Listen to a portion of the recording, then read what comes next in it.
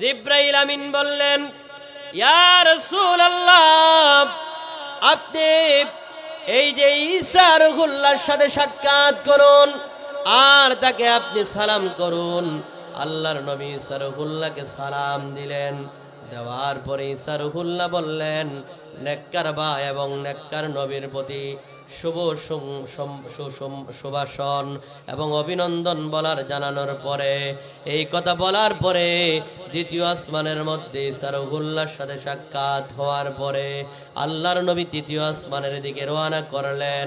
তৃতীয় আসমানের মধ্যে যাওয়ার পরে আরেকজন নবীর সাথে সাক্ষাৎ হলো, যেই নবীকে আমার আল্লাহ তাআলা গোটা পৃথিবীর অর্ধেক সৌন্দর্য দান করেছে। জুড়ে বলুন সুবহানাল্লাহ।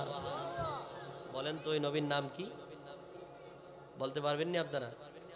বলেন ওই নবীর নাম কি, যেই নবীকে আল্লাহ তাআলা পৃথিবীর অর্ধেক সৌন্দর্য দান করেছেন? জুড়ে বলুন সুবহানাল্লাহ। কে বলতে পারবেন নি নামটা? মাশাআল্লাহ, একজন বলছে ইউসুফ আলাইহিস সালাতু ওয়াস সালাম। জুড়ে বলুন আল্লাহু আকবার। তৃতীয় আসমানের মধ্যে আল্লাহর নবী রাহমাতুল লিল আলামিন ঈসা রুহুল্লাহর সাথে হযরত ইউসুফ নবীর সাথে সাক্ষাৎ করলেন। ওই ইউসুফ নবীকে আল্লাহ রাব্বুল আলামিন পৃথিবীর অর্ধেক সৌন্দর্য দান করেছে। জুড়ে বলুন সুবহানাল্লাহ। আম্মা জান আয়েশা সিদ্দিকা রাদিয়াল্লাহু তাআলা আনহা বলেন, আল্লাহর নবীর স্ত্রী উম্মাহাতুল মুমিনিন আম্মা জান আয়েশা রাদিয়াল্লাহু তাআলা আনহা বলে, এ পৃথিবীর মানুষেরা শুনে রাখো, ওই যে ইউসুফ নবী তার সৌন্দর্য দেখে জুলাইখার সঙ্গের সাথীরা তারা কমলা অথবা ফল কাটতে গিয়া তারা আঙ্গুল কেটে ফেলেছিল। আল্লাহর কসম করে বলছি, ওই জুলাইখার সঙ্গের সাথীরা যদি নবী মুহাম্মদুর রাসূলুল্লাহর সৌন্দর্য দেখতো রে, আল্লাহর কসম তারা আঙ্গুল নয়, ওই জুলাইখার সঙ্গের সাথীরা আমার নবীর সৌন্দর্য দেখলে তারা তাদের কলিজা কেটে ফেলতো, একটু দিশা পেত না। জুড়ে বলুন সুবহানাল্লাহ। আজকে অনেকে আছে আল্লাহর রসুলের মেরাজকে অস্বীকার করতে চায়, আছে না নাই? কেন তারা মেরাজকে অস্বীকার করতে চায়? আমার গবেষণায় যেটা মনে হয়েছে সেটা মনে হওয়ার কারণ হলো, কারণ তারা যদি মেরাজকে অস্বীকার করতে পারে তাহলে এই দুনিয়ার মধ্যে শরীয়তের নামাজ 5 ওয়াক্ত তারা বাদ দিতে পারবে। জুড়ে বলুন ঠিক না বেটি? কেননা আল্লাহর রসুল মেরাজে যাওয়ার পরে এই মেরাজের রাত্রিতে আল্লাহ তাআলা হাবিবুল্লাহকে 5 ওয়াক্ত নামাজ উম্মতের জন্য উপহার দিয়েছে। জুড়ে বলুন সুবহানাল্লাহ। তাহলে কোনোভাবে যদি পলিসি করে আল্লাহর রসুলকে মেরাজকে অস্বীকার করা যায় তাহলে এই 5 ওয়াক্ত নামাজ বাদ দেওয়া যাবে। জুড়ে বলুন ঠিক না বেটি? এই জন্য অনেকে মেরাজকে অস্বীকার করার জন্য বিভিন্নভাবে ষড়যন্ত্র করতেছে, আছে না নাই? আরো জুড়ে বলুন না, আছে না নাই? এই জন্য বাবাজিরা আমার, মেরাজের আলোচনাটাকে মুফাসসিরিনে কেরাম দুইটা ভাগে ভাগ করেছেন, একটা হচ্ছে ইসরা আর একটা হচ্ছে মেরাজ। আজকে আমি ইসরার আলোচনা করব না। আল্লাহ তাআলা সূরা বনি ইসরাইলের মধ্যে অথবা সূরা ইসরাও বলা হয়। এই সূরার শুরুতেই আল্লাহ তাআলা বলেন, সুবহানাল্লাযী আসরা বিআবদিহি লাইলাম মিনাল মাসজিদিল হারামি ইলাল মাসজিদিল আকসা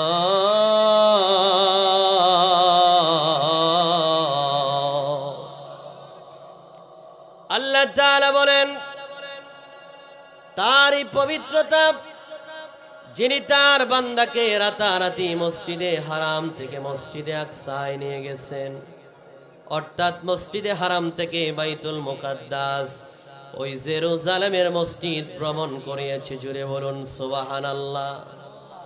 এই মাঝখানের মধ্যে অনেকগুলা ঘটনা আছে, ওইগুলা আজকে বলবো না। এই মসজিদে হারাম থেকে মসজিদে আকসা পর্যন্তকে আল্লাহ তাআলা ইসরা দ্বারা বর্ণনা করেছেন, আর বাইতুল মুকাদ্দাস থেকে প্রথম আসমান থেকে 7 আসমান পাড়ি দিয়ে আরশে আজিম পর্যন্ত, ওইটাকে মুফাসসিরিনে কেরাম মেরাজ হিসাবে বর্ণনা করেছে। জুড়ে বলুন সুবহানাল্লাহ। এই জন্য আজকে ইসরার আলোচনা ছেড়ে দিলাম, গভীর মনোযোগ অন্তরের কান লাগায়া দেন। আল্লাহ রাব্বুল আলামিন সূরা নাজমের মধ্যে অর্থাৎ পবিত্র কুরআনুল কারীমের 53 নম্বর সূরার মধ্যে বিস্তারিতভাবে আল্লাহ তাআলা মেরাজের আলোচনা তুলে ধরেছেন। সবগুলা আয়াত যদি আমি এখানের মধ্যে একটার পর একটা তেলাওয়াত করে অনুবাদ করতে চাই, অনুবাদ করলেই সময় শেষ হয়ে যাবে। এই জন্য কোরআন হাদিস থেকে আমি আপনাদের সামনে মূল আলোচনাটা বাবাজিরা আমি পেশ করতে চাই। যদি গভীর অন্তরের কান লাগায়া দিয়ে শুনেন, মেরাজের আলোচনা শুনলেই মা বাবার খেদমত, জান্নাত জাহান্নাম, 5 ওয়াক্ত নামাজের যে গুরুত্ব কত, সবগুলা ওয়াজ মেরাজের ভিতরেই ইনশাআল্লাহ চলে আসবে। জোরে বলুন আমিন। আল্লাহর নবী রাহমাতুল লিল আলামিনকে জিবরাইল আমিন যখন বুরাকের মধ্যে করে বাইতুল মুকাদ্দাসের মধ্যে নিয়ে গেল, সহিহ বুখারীর বর্ণনা, মিশকাতুল মাসাবির মধ্যে হাদিসটা রয়েছে, মুসলিম শরীফের মধ্যে সহ সিয়াসিত্তার সবগুলো কিতাবের মধ্যে পাবেন। বাবাজিরা আমার গভীর মনোযোগ, হযরতে আনাস থেকে বর্ণিত, আল্লাহর নবী রাহমাতুল লিল আলামিন মসজিদে আকসার মধ্যে যখন প্রবেশ করলেন, যাওয়ার পরে তাকায় দেখেন ওই মসজিদে আকসার ভিতরে একজন নয়, দুইজন নয়, 1,00,000 মতান্তরে 2,24,000 নবী রাসূলগুলা কাতার বন্দী হয়ে মুসল্লি হয়ে বসে আছে। জুড়ে বলুন সুবহানাল্লাহ। আল্লাহর নবী ডাক দিয়ে বলেন, ও জিবরাইল, এই যে এখানের মধ্যে লক্ষ লক্ষ নবী রাসূলেরা এখানের মধ্যে বসে আছে সবাই মুসল্লি হয়ে, এই সকল নবী রাসূলরা তো দুনিয়ার মধ্য থেকে উফাত গ্রহণ করে রওজা মোবারকে চলে গেছে, কিন্তু বাইতুল মুকাদ্দাসের মধ্যে সবাই কেমন করে একত্রিত হলো রে?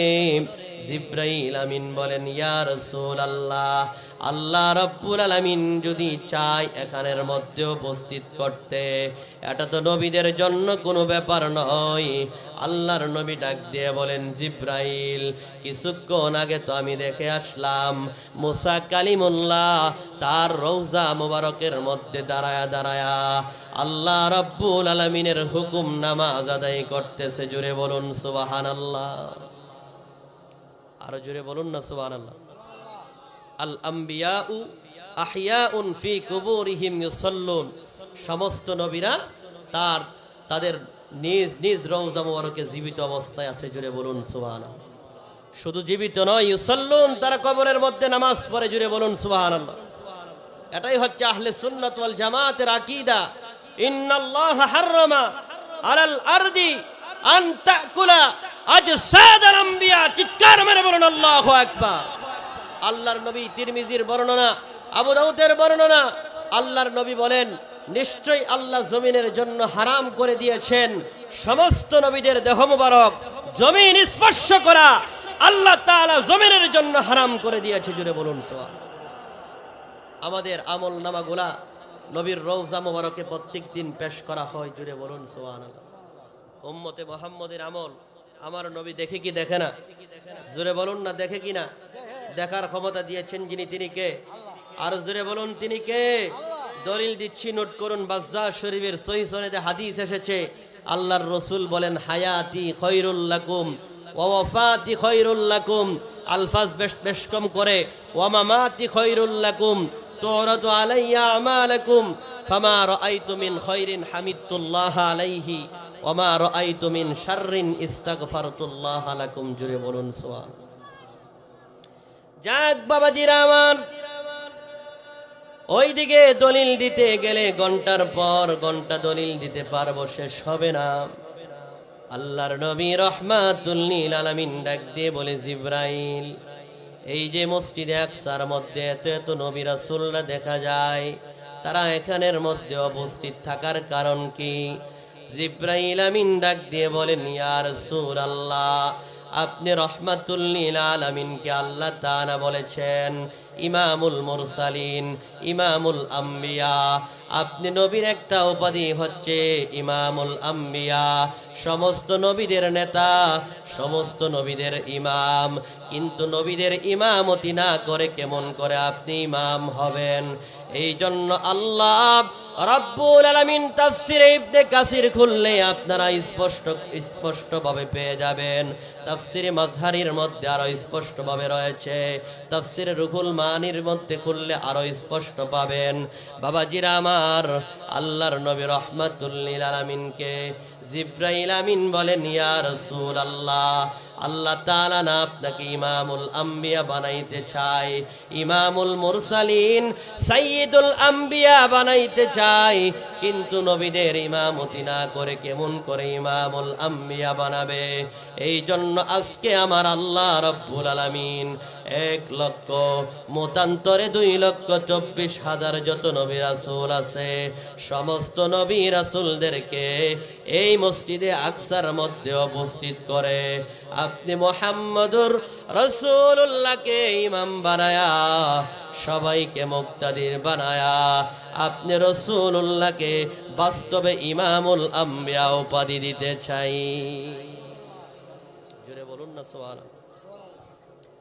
আল্লাহর নবী রাহমাতুল লিল আলামিন ওই মসজিদে আকসার মধ্যে প্রবেশ করার পরে লম্বা চূড়া ঘটনা, এগুলা বললে এখানের মধ্যেই সময় শেষ হয়ে যাবে। ওই জায়গার মধ্যে আদম ও সফিউল্লাহ মনে মনে চিন্তা করতে লাগলো, আমি তো আদম ও সফিউল্লাহ, আমি তো আবুল বাশার, দুনিয়ার মধ্যে আমাকে আল্লাহ, জোরে বলুন না আল্লাহুম্মা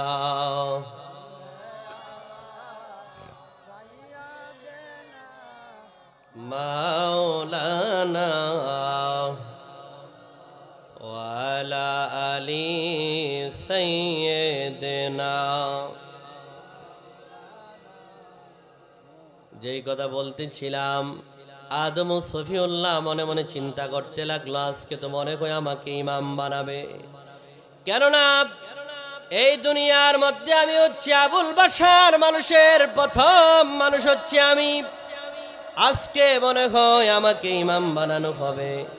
মুসা কালিমুল্লাহ মনে মনে চিন্তা করে, আল্লাহ তাআলা তো আমাকে কালিম বলেছে, ওই তুর পাহাড়ের মধ্যে গিয়া তো আমি আল্লাহ তাআলার সাথে কথা বলতাম।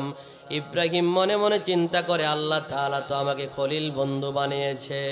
ঈসা মনে মনে চিন্তা করে, আল্লাহ তাআলা তো আমাকে ঈসা রুহুল্লাহ বানিয়েছে। এইভাবে সমস্ত নবী রাসূলরা মনে মনে চিন্তা করতে লাগলো যে আজকে মনে হয় ইমামতির দায়িত্বটা আমাকেই দেওয়া হবে। কিন্তু আল্লাহ তাআলার পরিকল্পনা ভিন্ন। আল্লাহ বলেন, হে হাবিব আমার, আজকে অন্য কারো ইমামতি চলবে না, কেননা আনা খাতামুন নবিয়্যিন লা নাবিয়্যা বাদি, আমি আপনার মাধ্যমে নবুয়তের সমাপ্তি ঘটিয়েছি। এই জন্য আজকে আর কোনো ইমামতি আজকে চলবে না, আপনি রাসূলুল্লাহ একমাত্র ইমামতি করবেন। জোরে বলুন না সুবহানাল্লাহ। আমার নবী ইমামতি করার পরে জিবরাইল আমিন বললেন, ইয়া রাসূলুল্লাহ, বুরাকের মধ্যে ওঠেন। বুরাকে ওঠার পরে লম্বা আলোচনা। আল্লাহর নবীকে বললেন, ইয়া রাসূলুল্লাহ, আপনি বুরাকের মধ্যে ওঠেন। বুরাকের মধ্যে ওঠার পরে জিবরাইল আমিন বুরাকের মধ্যে ওঠার পরে রাসূলুল্লাহকে নিয়ে আসমানের দিকে ঊর্ধ্বগমনে রওনা করে দিলেন। করার পরে প্রথম আসমানের দিকে যখন রওনা করলেন, প্রথম আসমানের দরজার কাছে যাওয়ার পরে দরজার মধ্যে জিবরাইল আমিন গিয়ে বলে, এ আসমানের দররক্ষীরা, তোমরা দরজা খুলে দাও। জিবরাইল আমিনকে ডাক দিয়ে বলে, কে আপনি, কি আপনার পরিচয়?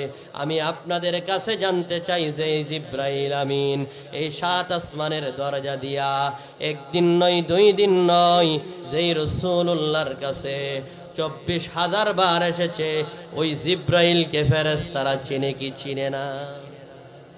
জোরে বলুন না, চিনে কি না? তো চিনার পরে আবার জিবরাইলকে জিজ্ঞেস করার দরকার যে আপনি কে, আপনার পরিচয় কি? এটা হচ্ছে আদব। জোরে বলুন সুবহানাল্লাহ। আরো জোরে বলুন না সুবহানাল্লাহ। সহিহ বুখারীর বর্ণনা, আল্লাহর নবী রাহমাতুল লিল আলামিনকে নিয়ে জিবরাইল আমিন প্রথম আসমানের মধ্যে যাওয়ার পরে দোয়ার রক্ষীরা যখন জিজ্ঞেস করলো, কে আপনি, কি আপনার পরিচয়? জিবরাইল আমিন বললেন, আমি হচ্ছি জিবরাইল আমিন। বললেন, আপনার সাথে কে এসেছে আর কে আপনার বন্ধু হয়েছে? বললেন, আমার সাথে আজকে যিনি সফর সঙ্গে আগমন করেছেন তিনি 7 আসমান 7 জমিনের নবী রহমাতুল লিল আলামিন রাসূলুল্লাহ আগমন করেছে। এই কথা বলতে তিনি বললেন, রহমাতুল লিল আলামিন আখিরি নবীর প্রতি আমাদের পক্ষ থেকে সুস্বাগতম, অভিনন্দন। এই কথা বলে জিবরাইল আমিনকে ওই প্রথম আসমানের দরজা খুলে দিলেন। জুড়ে বলুন সুবহানাল্লাহ। প্রথম আসমানের মধ্যে জিবরাইল আমিন যখন আল্লাহর নবী রাহমাতুল লিল আলামিনকে নিয়ে যখন প্রবেশ করলেন, যাওয়ার পরে বাবাজিরা আমার গভীর মনোযোগ অন্তরের কান লাগায়া দেন। প্রথম আসমানের মধ্যে যাওয়ার পরে আল্লাহর নবীকে জিবরাইল আমিন ডাক দিয়ে বলে, ইয়া রাসূলুল্লাহ একটু সামনের দিকে অগ্রসর হন। আল্লাহর নবী যখন একটু সামনের দিকে অগ্রসর হলেন, হওয়ার পরে তাকায় দেখেন বিশাল আকৃতির একটা চেয়ার দেখা যায়। আর ওই চেয়ারের মধ্যে একজন বিশাল আকৃতির মানুষ বসে আছে। ওই ব্যক্তিটার চেহারাটা বিশাল আকৃতির মনে হচ্ছে। সুন্দর চেহারার অধিকারী বিশাল আকৃতির মানুষটারে দেখার পরে আল্লাহর নবী তাকায়া দেখেন ওই ব্যক্তিটা ডান দিকে একবার তাকানোর পরে কান্না হাসে, আর বাম দিকে তাকায়া ওই ব্যক্তিটা কান্না করে। জুড়ে বলুন আল্লাহু আকবার। এবার জিবরাইল আমিন আল্লাহর নবী রাহমাতুল লিল আলামিনকে বললেন, ইয়া রাসূলুল্লাহ ওই যে বিশাল আকৃতির একজন মানুষ দেখা যায়, ওই মানুষটার কাছে যান। যাওয়ার পরে তারে গিয়ে আপনি সালাম করেন। আল্লাহর নবী বলেন, এ জিবরাইল এই যে বিশাল আকৃতির মানুষটা দেখা যায়, এই মানুষটা কি তার পরিচয়?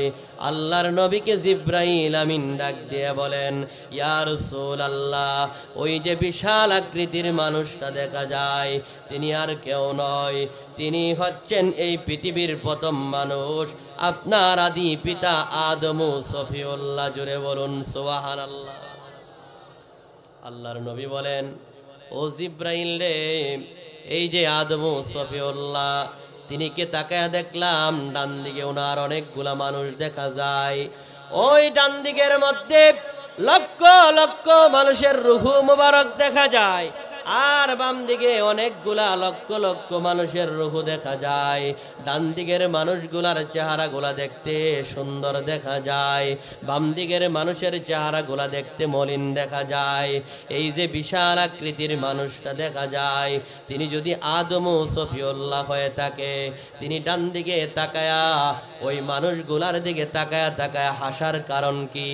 ওই যে লক্ষ লক্ষ কোটি কোটি মানুষ দেখা যায়, ওই চেহারাগুলা মলিন হওয়ার কারণ কি? আর বাম দিকে মলিন মানুষের চেহারাগুলা দেখার পরে তাদের দিকে তাকায়া তাকায়া কান্না করার কারণ কি? আল্লাহর নবী রাহমাতুল লিল আলামিনকে জিবরাইল আমিন ডাক দিয়ে বলে, ইয়া রাসূলুল্লাহ আল্লাহর নবী গো, তিনি ডান দিকে তাকায়া তাকায়া কেন হাসে জানেননি?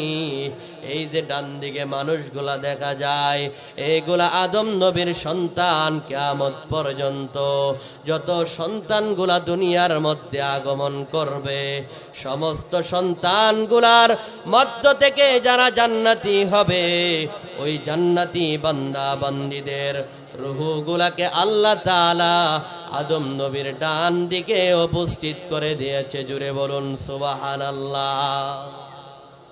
ও মায়ার নবী গো, তুমি প্রেমিসী কোথায় লোকাইলা জোরে? ও দরদি গো, তুমি প্রেমিসী কোথায় লোকাইলা? প্রেম শিকায়া আবু প্রেমসী আবু বকরকে সাপের কামড় খাওয়াই লাহা তুমি প্রেমসী কায়া কোথায় লোকাইলা বলো না ও দরদি বিগহ তুমি প্রেমসী কায়া কোথায় লোকাইলা ও মায়ার প্রেমসী কায়া কোথায় ওরে প্রেমসী কায়া হযরত বিলালকে প্রেমসী কায়া হযরত বিলালকে ইসলামের প্রথম মুয়াজ্জিন বানাই লাহা তুমি প্রেমসী কায়া তাই লোক লা বললেন মায়ার প্রেমসী কায়া সকলে বলুন না সুবহানাল্লাহ। বাবাজিরা আমার গভীর মনোযোগ অন্তরের কান লাগায়া দেন।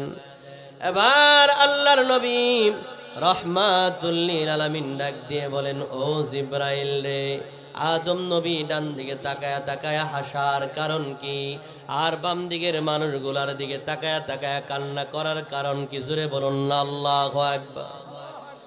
জিবরাইল আমিন ডাক দিয়ে বলে ইয়া রাসূলুল্লাহ এই যে আদম সফিউল্লাহ তিনি ডান দিকে তাকায়া তাকায়া কান্না হাসার কারণ কি জানেননি?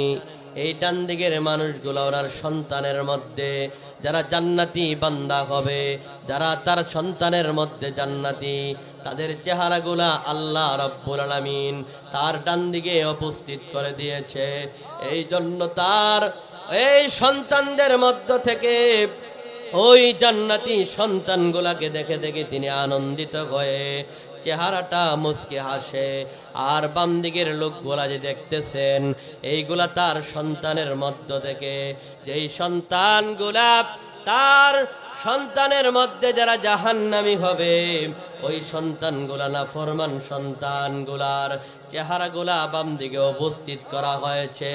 এই জন্য বাম দিকে যখন তাকাই তার সন্তানগুলার মধ্যে জাহান্নামী সন্তানগুলার চেহারার দিকে তাকায় তাকায় তিনি কান্না করে আফসোস করে আল্লাহ তাআলার কাছে ক্ষমা চাই, আল্লাহ আমার এই বদকার সন্তানগুলা তাদেরকে তুমি ক্ষমা করে দাও। জুড়ে বলুন সুবহানাল্লাহ।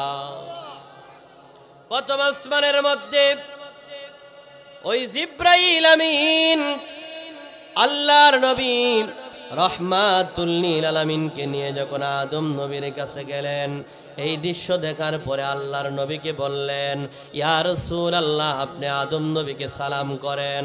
আল্লাহর নবী আদম নবীকে যখন সালাম করলেন, আদম নবী সালামের জবাব দেওয়ার পরে বললেন নেককার সন্তান এবং নেককার নবীর প্রতি অভিনন্দন।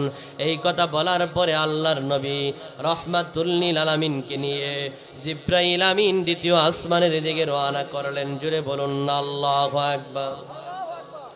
আল্লাহর নবী রহমাতুল লিল আলামিনকে নিয়ে জিবরাইল আমিন আবার যখন দ্বিতীয় আসমানের দিকে রওনা করলেন, বাবাজিরা আমার একটা আসমান থেকে আরেকটা আসমানের দূরত্ব হচ্ছে 500 বছরের রাস্তা। কত বছর? আর জোরে বলুন না কত বছর? 500 বছরের রাস্তা। আবার আসমানটার দূরত্ব হচ্ছে 500 বছর, আবার মাঝখানে শূন্য জায়গা 500 বছর। এইভাবে এক একটা আসমানের মাঝখানে শুধুমাত্র শূন্য জায়গা 500 বছরের রাস্তা। এই 500 বছরের রাস্তা মুহূর্তের ভিতরে বিদ্যুৎ গতিতে পাড়ি দিয়া আল্লাহর নবী যখন দ্বিতীয় আসমানে গেলেন, যাওয়ার পরে দ্বিতীয় আসমানের মধ্যে যাওয়ার পরে হযরত ঈসা রুহুল্লাহর সাথে সাক্ষাৎ হয়ে গেল। জুড়ে বলুন সুবহানাল্লাহ। জিব্রাইল আমিন বললেন, ইয়া রাসূলুল্লাহ, আপনি এই যে ঈসা রুহুল্লাহর সাথে সাক্ষাৎ করুন আর তাকে আপনি সালাম করুন। আল্লাহর নবী ঈসা রুহুল্লাহকে সালাম দিলেন।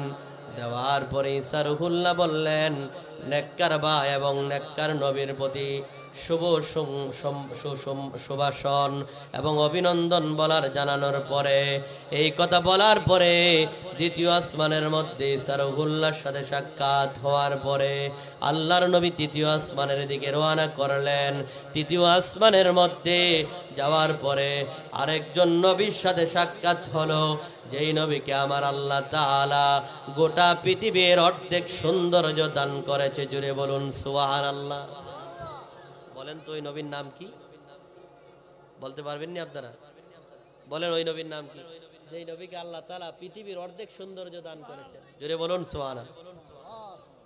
কেউ বলতে পারবেননি নামটা? মাশাআল্লাহ, একজন বলছে ইউসুফ আলাইহিস সালাতু ওয়াস সালাম। জুড়ে বলুন আল্লাহু আকবার। তৃতীয় আসমানের মধ্যে আল্লাহর নবী রাহমাতুল লিল আলামিন ঈসা রুহুল্লাহর সাথে হযরত ইউসুফ নবীর সাথে সাক্ষাৎ করলেন। ওই ইউসুফ নবীকে আল্লাহ রাব্বুল আলামিন পৃথিবীর অর্ধেক সৌন্দর্য দান করেছে। জুড়ে বলুন সুবহানাল্লাহ। আম্মা জান আয়েশা সিদ্দিকা রাদিয়াল্লাহু তাআলা আনহা বলেন, আল্লাহর নবীর স্ত্রী উম্মাহাতুল মুমিনিন আম্মা জান আয়েশা রাদিয়াল্লাহু তাআলা আনহা বলে, এ পৃথিবীর মানুষেরা শুনে রাখো, ওই যে ইউসুফ নবী তার সৌন্দর্য দেখে জুলাইখার সঙ্গের সাথীরা তারা কমলা অথবা ফল কাটতে গিয়া তারা আঙ্গুল কেটে ফেলেছিল। আল্লাহর কসম করে বলছি, ওই জুলাইখার সঙ্গের সাথীরা যদি নবী মুহাম্মদুর রাসূলুল্লাহর সৌন্দর্য দেখত রে, আল্লাহর কসম তারা আঙ্গুল নয়, ওই জুলাইখার সঙ্গের সাথীরা আমার নবীর সৌন্দর্য দেখলে তারা তাদের কলিজা কেটে ফেলতো, একটু দিশা পেত না। জুড়ে বলুন সুবহানাল্লাহ। আল্লাহুম্মা সাল্লি সাইয়্যিদিনা আদনা ইয়া বিয়ানা মাওলানা মুহাম্মাদ আল্লাহুম্মা সাল্লি।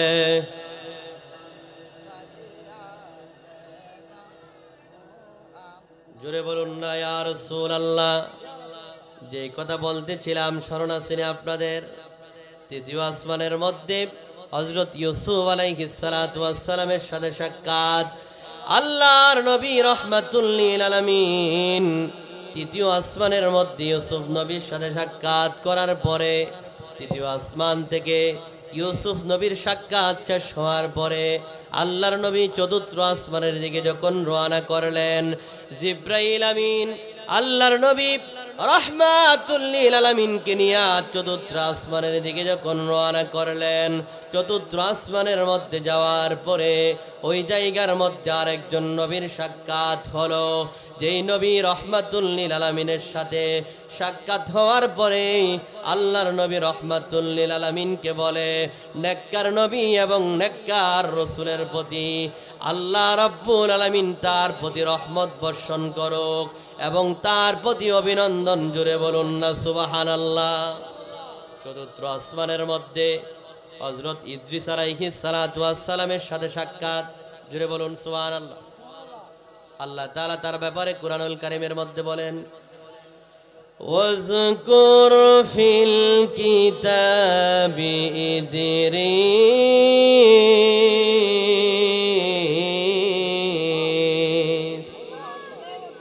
ইন্নাহু কানা সিদ্দিকান নাবিয়্যা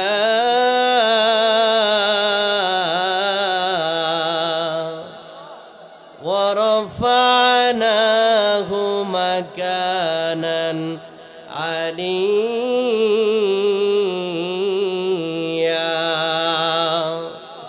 আল্লাহ তাআলা বলেন, কিতাবের মধ্যে উল্লেখিত হযরত ইদ্রিস আলাইহিস সালাতু ওয়াস সালামকে স্মরণ করুন, যাকে আল্লাহ তাআলা উচ্চ আসনের মধ্যে আল্লাহ তাআলা তাকে উঠিয়ে নিয়েছিল। জুড়ে বলুন না আল্লাহু আকবার। চতুর্থ আসমানের মধ্যে হযরত ইদ্রিস আলাইহিস সালাতু ওয়াস সালামের সাথে সাক্ষাৎ হয়ে গেল।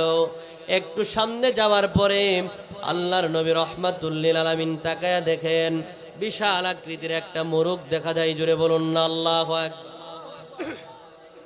এই বিশাল আকৃতির একটা মোরগ দেখা যায়। ওই মোরগটার এত বড় বিশাল আকৃতির মোরগ, ওই মোরগটার মাথাটা হচ্ছে 7 আসমানের উপরে আর পা গুলা হচ্ছে 7 জমিনের নিচে। এত বিশাল বড় আকৃতির একটা মোরগ দেখা যায়। আল্লাহর নবী রাহমাতুল লিল আলামিন ডাক দিয়ে বলে, জিব্রাইল রে, এই যে বিশাল আকৃতির একটা মোরগ দেখা যায়, এই মোরগটা আবার কোন মোরগ, আর এই মোরগটার কাজই বা কি? জিব্রাইল আমিন ডাক দিয়ে বলেন, ইয়া রাসূলুল্লাহ, আল্লাহর নবী গো, এই যে বিশাল আকৃতির একটা মোরগ দেখা যায়, যদিও দেখতে মোরগের মতো মনে হয়, কিন্তু এটা দুনিয়ার সাধারণ মোরগের মতো কোনো মোরগ নয়। এটা হচ্ছে আল্লাহ তাআলার ফেরেশতার মধ্যে একজন ফেরেশতা, যাকে আমার আল্লাহ রব্বুল আলামিন মোরগের আকৃতিতে সৃষ্টি করেছে। বলবেন হুজুর, এত বড় বিশাল আকৃতির মোরগ আল্লাহ সৃষ্টি করার কারণ কি? জুড়ে বলুন না আল্লাহু আকবার। আল্লাহর নবী রাহমাতুল লিল আলামিন জিব্রাইল আমিনকে ডাক দিয়ে বলে, ও জিব্রাইল রে, এই যে বিশাল আকৃতির মোরগটা দেখা যায়, এই মোরগটার কাজ কি? আর এত বড় বিশাল আকৃতির মোরগ আমার আল্লাহ বানানোর কারণ কি? কারণ আছে না নাই? আর জোরে বলেন না আছে না নাই? আচ্ছা আপনারা বলেন তো, আগের দিনে সবার বাড়ির মধ্যে রাতা মোরগ পালা হইতো। জোরে বলুন ঠিক না বেটি? রাতা মুরগা চিনেননি আপনারা? রাতা মুরগা প্রত্যেকের বাড়িতে বাজান ছিল নি? আসিল নি? এই রাতা মোরগ গুলা সবার বাড়িতে ফজরের আজানের সময়, আপনারা যেটাকে বলেন মুরগা বাগের সময়, মুরব্বীরা বলতে পারবেন, একসাথে এত বাড়ির মধ্যে এতগুলা মুরগকে কে একসাথে জাগায়া দিত? কোনোদিন চিন্তা করে দেখছেন নি আপনারা? কেউ এত মুরগা গুলারে, যার যার বাড়ির মধ্যে মুরগা, এই রাতা মুরগ গুলারে একসাথে কে জাগায়া দিত? আর একই সময়ে তাদেরকে সারা পৃথিবীর মধ্যে আজানের সময় কে জাগ্রত করে দিত? জোরে বলুন না আল্লাহু আকবার। এই রহস্য জানার দরকার আছে না নাই? এই জোরে বলেন না আছে না নাই? কি শুনতে রাজি আছেননি আপনারা? রাজি আছেননি ইনশাআল্লাহ? হ্যাঁ, ফজর পর্যন্ত? আচ্ছা যাক, আল্লাহ মাশাআল্লাহ। আজকে আছে মুরব্বীরা মাশাআল্লাহ দেখা যায়। এই যুবক ভাইরা শুনতে রাজি আছেননি? এই রাতা মুরগের ঘটনা শোনার দরকার আছে না নাই? যে আপনাদের বাড়ি যেহেতু মুরগ এখন তো নাই, এখন তো সবাই পোল্ট্রি মুরগার পিছনে দৌড়া। এই রাতা মুরগাগুলা মুরগা পাকের সময় একসাথে আজানের সময় কে তাদেরকে জাগ্রত করে দিত? আর একসাথে যে তারা এই যে কক করে ডাক দিত মানুষকে জাগ্রত করার জন্যে। ওই সময় তো মাইকের ব্যবস্থা ছিল না, ঘড়ির ব্যবস্থা ছিল না, ক্যালেন্ডারের ব্যবস্থা ছিল না। এই মুরগগুলা মানুষকে নামাজের যোগটারে আমার আল্লাহ তাআলা একজন ফেরেশতারে মুরগের আকৃতিতে বানিয়েছে। আর এই মুরগটারে বানানোর একটাই মাত্র কারণ, নবীজি বলেন, ও জিব্রাইল রে, বানানোর কারণটা কি? আল্লাহর নবীকে জিব্রাইল আমিন বলেন, ইয়া রাসূলুল্লাহ, গোটা পৃথিবীর মধ্যে যখন ফজরের নামাজের আজানের সময় হয়, গোটা পৃথিবীর প্রত্যেকটা বাড়িতে মোরগগুলাকে জাগ্রত করে দেওয়ার জন্যে দেখবেন, আজকে বাড়িতে গিয়া চেক করে দেখবেন, আমার কথার সাথে মিলায়া দেখবেন প্রত্যেকটা রাতা মোরগ রাতের বেলা যখন রাত গভীর হয়ে যায় তার ঠোঁটগুলা জমিনের মধ্যে লাগায়া রাখে। আজকেই বাড়িতে গিয়া চেক করে দেখবেন আমার কথার মধ্যে মিল আছে কিনা। আল্লাহর নবী রাহমাতুল লিল আলামিন বলেন, ও জিব্রাইল রে, এই মোরগটারে বানানোর কারণ কি? জিব্রাইল আমিন বলেন, ইয়া রাসূলুল্লাহ, গোটা পৃথিবীর সমস্ত বাড়িগুলার মধ্যে যতগুলা মোরগ আছে সমস্ত মোরগগুলারে ফজরের আজানের সময় একসাথে জাগ্রত করে দেওয়ার জন্য আল্লাহ রব্বুল আলামিন এই একজন ফেরেশতারে মোরগের আকৃতিতে বানিয়েছে। আর এই ফেরেশতা যখন ফজরের আজানের সময় হয় তখন দুনিয়ার ওই যে মোরগগুলা যদিও দুনিয়ার মানুষ মনে করে কক কক করে ডাক দেয়, আসলে তারা কক কক করে ডাক দেয় না। ওই মোরগগুলা এই ফেরেশতার আকৃতি মোরগটা, যেই মোরগটা ফেরেশতা মোরগের আকৃতিতে দেখা যায়, ওই মোরগটা যখন ফজরের আজানের সময় হয় ওই আল্লাহ রাব্বুল আলামিনের ফেরেশতাদের আরেকটা মসজিদ আছে, একটা কাবা আছে বাইতুল মামুর 7 আসমানের উপরে। ওই 7 আসমানের উপরে বাইতুল মামুরের মধ্যে যখন নামাজের সময় হয়ে যায়, ওই সময় হয়ে গেলে ওই মুরগের আকৃতিতে ফেরেশতাটা একসাথে যখন আল্লাহ তাআলার তাসবিহ পাঠ করে, সুবহুন কুদ্দুসুন রব্বুনা ওয়া রব্বুল মালাইকাতু ওয়ার রূহ, এইভাবে যখন দোয়া তাসবিহগুলা পাঠ করতে থাকে, গোটা পৃথিবীর মুরগগুলা একসাথে ওই ফেরেশতার সাথে আল্লাহ রব্বুল আলামিনের জিকির করতে থাকে। জোরে বলুন সুবহানাল্লাহ। নূর নবী যাই দিদারে নিলেন খোদা তাআলা, নূর নবী যাই দিদারে নিলেন, সেই খুশিতে পর সবাই দরুদ সাল্লে আলা, সেই খুশিতে পর সবাই। জিব্রাইলে হুকুম পায়া, জোরে বলুন না আল্লাহু আকবার। কি আপনারা বলতে পারেন না নাকি? পারেননি গজলগুলা বলতে? পারেন না? সবাই আমার সাথে সুর মিলাইতে হবে তো, সুর না মিলাইলে তো গজল বেরা মজা লাগে না। জোরে বলুন ঠিক না বেটি?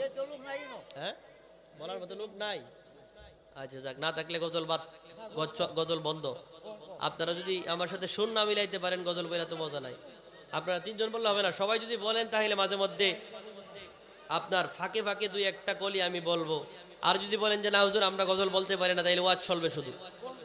হ্যাঁ যাক বাবাজিরা, আমার যে আলোচনা আমি বলতেছিলাম আপনারা আমার কথা বুঝেননি। আপনারা এই ওয়াজ আপনারা আগে শুনছেন কিনা আমি জানি না, কারণ মেরাজের মধ্যে অনেক রহস্যময় ঘটনা আছে।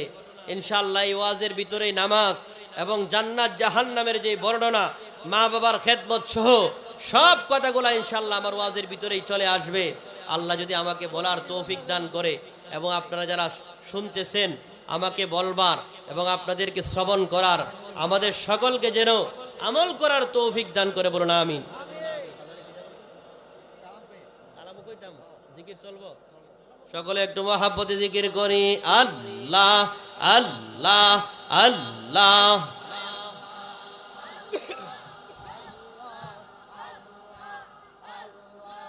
আল্লাহ আল্লাহ আল্লাহ,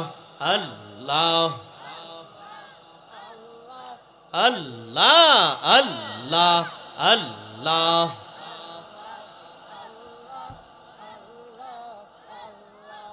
আল্লাহ আল্লাহ।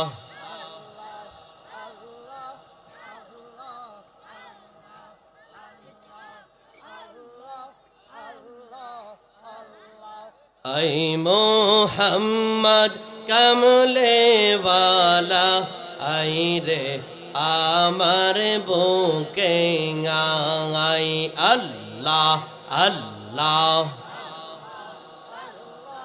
আই মোহাম্মদ কামলে ওয়ালা, আই রে আমার বুকে আই, আল্লাহ আল্লাহ। ডাকে রে তোরে গোলামে আল্লাহ, আল্লাহ আল্লাহ। ডাকে রে তোরে গোলামে শান্তি দাও মোর কলি যাই, আই মোহাম্মদ মদিনা ওয়ালা, আই রে আমার বুকে আই আল্লাহ আল্লাহ আল্লাহ আল্লাহ ফকির দরবেশ বাদশাহ ওলি তুলি তে সেই ফুলের কলি আল্লাহ আল্লাহ ফকির দরবেশ বাদশাহ ওলি তুলি তে সেই ফুলের কলি গলায় লইয়া ভিক্ষার ঝুলি গলায় লইয়া ভিক্ষার ঝুলি বাস করে গাছের তলে আই মোহাম্মদ মদিনা ওয়ালা আই রে আমার বুকে আই আল্লাহ আল্লাহ আল্লাহ আল্লাহ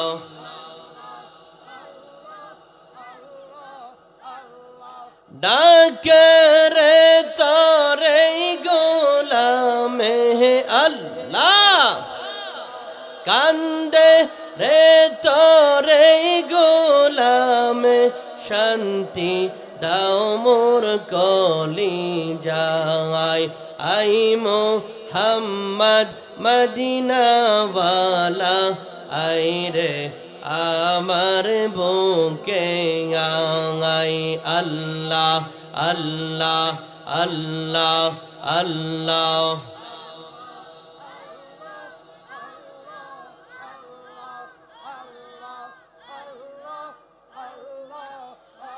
লা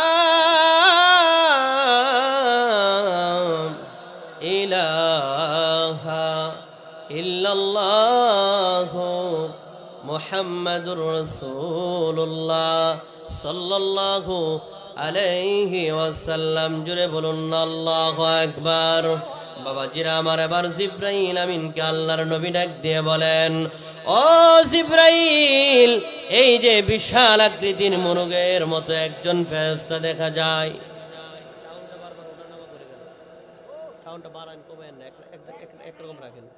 এই যে বিশাল আকৃতির একটা মোরগ দেখা যায় ঠিক আছে চাউন সুন্দর এই যে বিশাল আকৃতির একটা মোরগ দেখা যায় ওই মোরগটার কাজ কি আল্লাহর নবী রাহমাতুল লিল আলামিন বলেন ও জিবরাইল রে ও জিবরাইল রে এই যে মোরগটা দেখা যায় এই মোরগটার কাজ কি আল্লাহর নবীকে জিবরাইল আমিন বলেন ইয়া রাসূলুল্লাহ এই যে বিশাল আকৃতির মোরগের মতো একজন ফেরেশতা দেখা যায় এই ফেরেশতার কাজই হলো গোটা পৃথিবীর সমস্ত মোরগগুলারে ফজরের নামাজের সময় ডাক দিয়ে তুলে দেওয়া জোরে জোরে বলুন সুবহানাল্লাহ অনেক রহস্য রয়ে গেছে বাবাজিরা আমার এবার জিবরাইল আমিনকে আল্লাহর নবী বললেন জিবরাইল আবার সামনে চলো জিবরাইল আমিন আল্লাহর নবীকে নিয়ে আবার চতুর্থ আসমান থেকে পঞ্চম আসমানের দিকে যখন রওনা করলেন পঞ্চম আসমানের দিকে রওনা করার পরে পঞ্চম আসমানের মধ্যে যাওয়ার পরে পঞ্চম আসমানের মধ্যে যাওয়ার পরে আরেকজন নবীর সাথে সাক্ষাৎ যেই নবীর নাম হচ্ছে হারুন আলাইহিস সালাতু ওয়াস সালাম জোরে বলুন না সুবহানাল্লাহ ওই নবীর নাম কি হারুন আলাইহিস সালাতু ওয়াস সালাম ওই হারুন আলাইহিস সালাতু ওয়াস সালামের কাছে যখন গেলেন জিবরাইল আমিন বললেন ইয়া রাসূলুল্লাহ আপনি ওই হারুন আলাইহিস সালাতু ওয়াস সালামকে সালাম করেন আল্লাহর নবী যখন হারুন নবীকে সালাম দিলেন দেওয়ার পরে হারুন আলাইহিস সালাতু ওয়াস সালাম তিনি বললেন নেককার নবী এবং নেককার ভাইয়ের প্রতি অভিনন্দন এই কথা বলার পরে আল্লাহর নবী রাহমাতুল লিল আলামিনকে নিয়া জিবরাইল আমিন ষষ্ঠ আসমানের দিকে রওনা করলেন ওই ষষ্ঠ আসমানের মধ্যে যাওয়ার পরে ওই ষষ্ঠ আসমানের মধ্যে আরেকজন নবীর সাক্ষাৎ যার নাম হচ্ছে মুসা কালিমুল্লাহ জুড়ে বলুন সুবহানাল্লাহ এই মুসা কালিমুল্লাহ হচ্ছে রাগী নবী জুড়ে বলুন ঠিক না বেটি তিনি হচ্ছেন গরম নবী নরম না গরম আর জুড়ে বলুন না নরম না গরম অর্থাৎ জালালি নবী যার শরীরের মধ্যে সব সময় একটা জালালিয়ত কাজ করতো জুড়ে বলুন না আল্লাহু আকবার কেমন গরম শুনবেননি? বুখারীর বর্ণনায় আসছে তার জামানার মধ্যে এক লোককে, কোরআনের মধ্যেও আসছে, এক লোককে এক থাপ্পড় দিয়া সঙ্গে সঙ্গে থাপ্পড় যখন দিছে, এক থাপ্পড়ে তার জাহান্নামে পাঠাইয়া দিছে। যদি বলুন আল্লাহু আকবার। তার নবীর, ওই নবীর শক্তি কি কম না বেশি?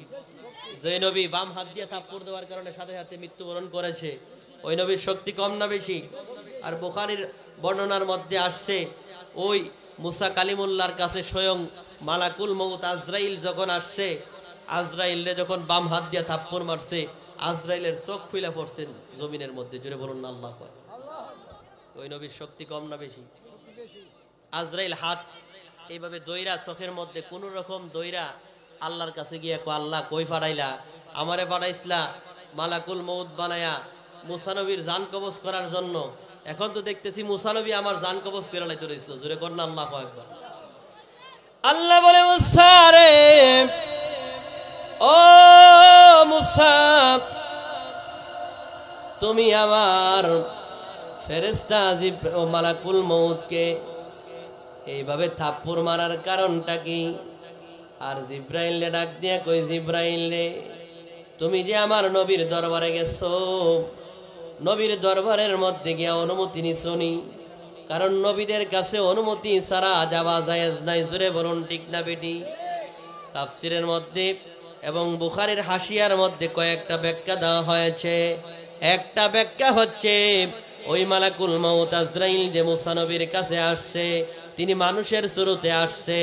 এই মানুষের শুরুতে যদি একজন আরেকজনের জান কবজ করতে আসে, আপনার জান কবজ করতে চাইলে দিবেননি মানুষ আরেকজন?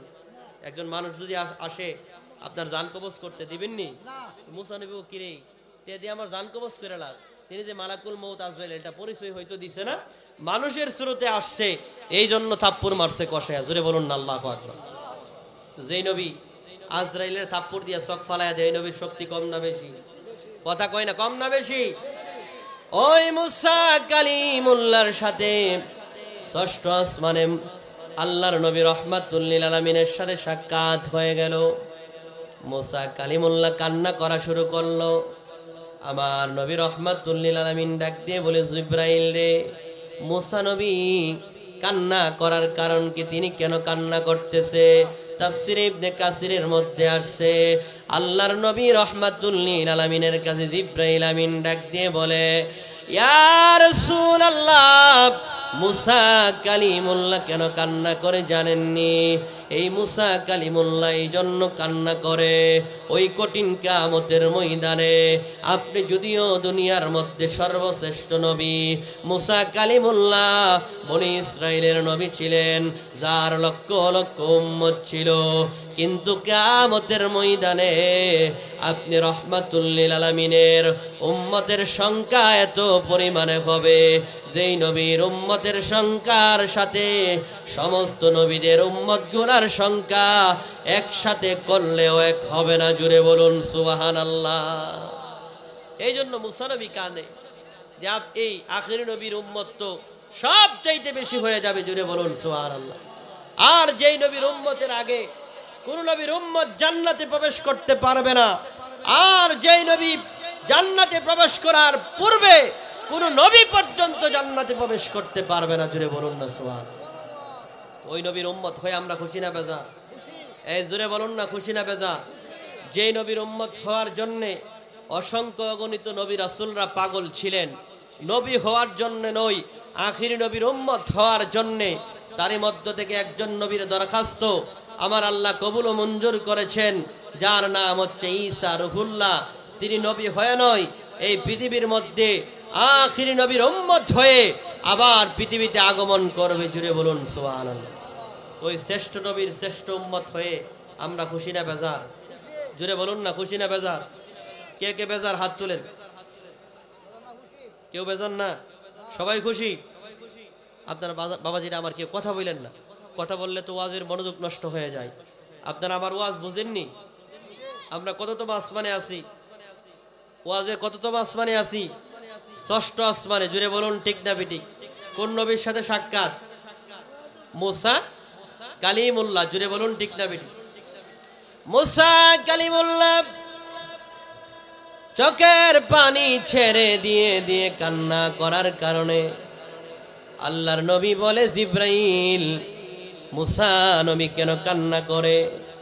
আল্লাহর নবীকে জিব্রাইল আমিন জানায় দিল, ইয়া রাসূলুল্লাহ, মুসা নবী এই জন্য কান্না করে কারণ মুসা নবী কিয়ামতের ময়দানে আপনার উম্মতের সংখ্যা সবচেয়ে বেশি হয়ে যাবে, এই জন্য মুসা নবী তিনি কান্না করে। জোরে বলুন না সুবহানাল্লাহ। মুসা কালিমুল্লাহর সাথে সাক্ষাৎ হওয়ার পরে আল্লাহর নবী যখন মুসা কালিমুল্লাহকে সালাম দিলেন, সালাম দেওয়ার পরে মুসা কালিমুল্লাহ বললেন, নেককার ভাই এবং নক্কার নবীর প্রতি অভিনন্দন। এই কথা বলার পরে আল্লাহর নবী সপ্তম আসমানে চলে গেলেন। সপ্তম আসমানের মধ্যে যাওয়ার পরে ওই সপ্তম আসমানের মধ্যে গিয়ে দেখেন ওই জায়গার মধ্যে একটা বিশাল বড় একটা আবার কাবা আছে, যেটা দুনিয়ার কাবা নয়, সেটা হচ্ছে ফেরেশতাদের কাবা। আর ওই কাবার নাম হচ্ছে বাইতুল মামুর। জুড়ে বলুন সুবহানাল্লাহ। এটা হচ্ছে দুনিয়ার কাবা, হচ্ছে মানুষের কিবলা। জুড়ে বলুন ঠিক না বেটি? আর বাইতুল মামুর হচ্ছে ফেরেশতাদের কিবলা। জুড়ে বলুন সুবহানাল্লাহ। আর জুড়ে বলুন না সুবহানাল্লাহ। ওই বাইতুল মামুরের মধ্যে একজন ব্যক্তি হেলান দিয়ে ভাবে বসে আছে। জুড়ে বলুন না আল্লাহু আকবার। আর তার পাশে অনেকগুলা ছোট ছোট ছেলে মেয়ে বসে আছে। আল্লাহর রসুল বলে, হে জিব্রাইল, ওই যে বিশাল আকৃতির একজন মানুষ দেখা যায়, ওই লোকটাকে, আর তার পাশে এত এত ছোট ছোট ছেলে মেয়েগুলা দেখা যায়, ওরা কারা? জুড়ে বলুন না আল্লাহু আকবার। আল্লাহর নবী রাহমাতুল লিল আলামিনকে জিব্রাইল আমিন বললেন, ইয়া রাসূলুল্লাহ, ওই যে বিশাল আকৃতির একজন মানুষ বাইতুল মামুর মসজিদের সাথে হেলান দিয়ে বসে আছে, তিনি আর কেউ নয়, তিনি হচ্ছেন পৃথিবীর মুসলমানদের জাতির পিতা, ওই জাতির পিতা ইব্রাহিম খলিলুল্লাহ। জোরে বলুন সুবহানাল্লাহ। আমাদের মুসলমানদের জাতির পিতার নাম কি? বাবা ডাকতে শরম লাগেনি? মিল্লাতা আবিকুম ইব্রাহিম হুয়া সাম্মাকুমুল মুসলিমিন।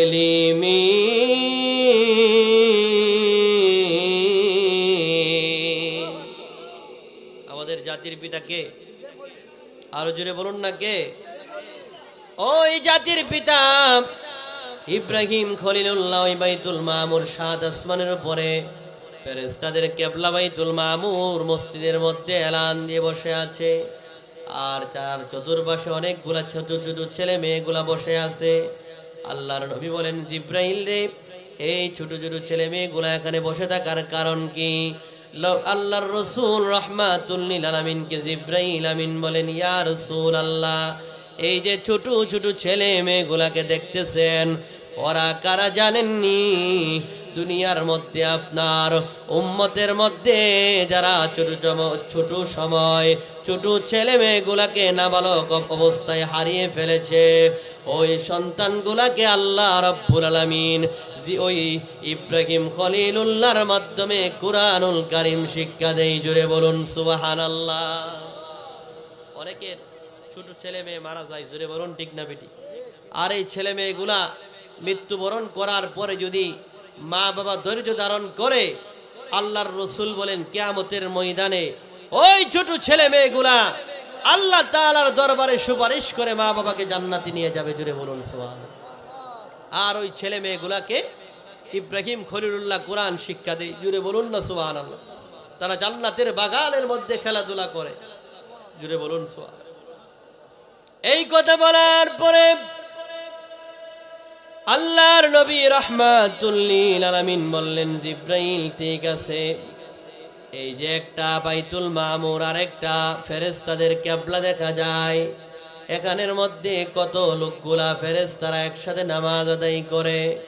আল্লাহর নবী রাহমাতুল লিল আলামিনকে জিব্রাইল আমিন ডাক দিয়ে বলি, ইয়া রাসূলুল্লাহ, এই যে বাইতুল মামুর সাত আসমানের উপরে ফেরেশতাদের একটা কিবলা আছে, ওই কিবলার মধ্যে দুনিয়ার মধ্যে যেরকম কাবার মধ্যে তাওয়াফ করা হয়, ওই বাইতুল মামুরের মধ্যে ফেরেশতারা তাওয়াফ করে।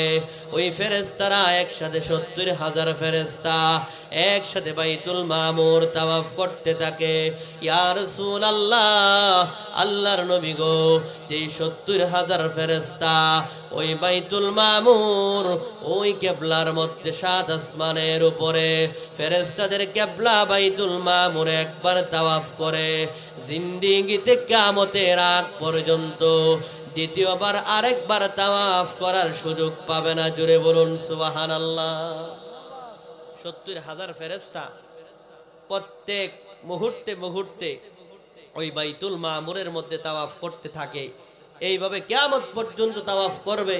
ফেরেশতা জিব্রাইল আমিন বলেন যে একবার যেই ফেরেশতা তাওয়াফ করেছে কিয়ামতের আগে আর কোনোদিন তিনি দ্বিতীয়বার সুযোগ পাবে না। জোরে বলুন না সুবহানাল্লাহ। তাহলে ফেরেশতার সংখ্যা কি কম না বেশি? জোরে বলুন না, কম না বেশি? এই জন্য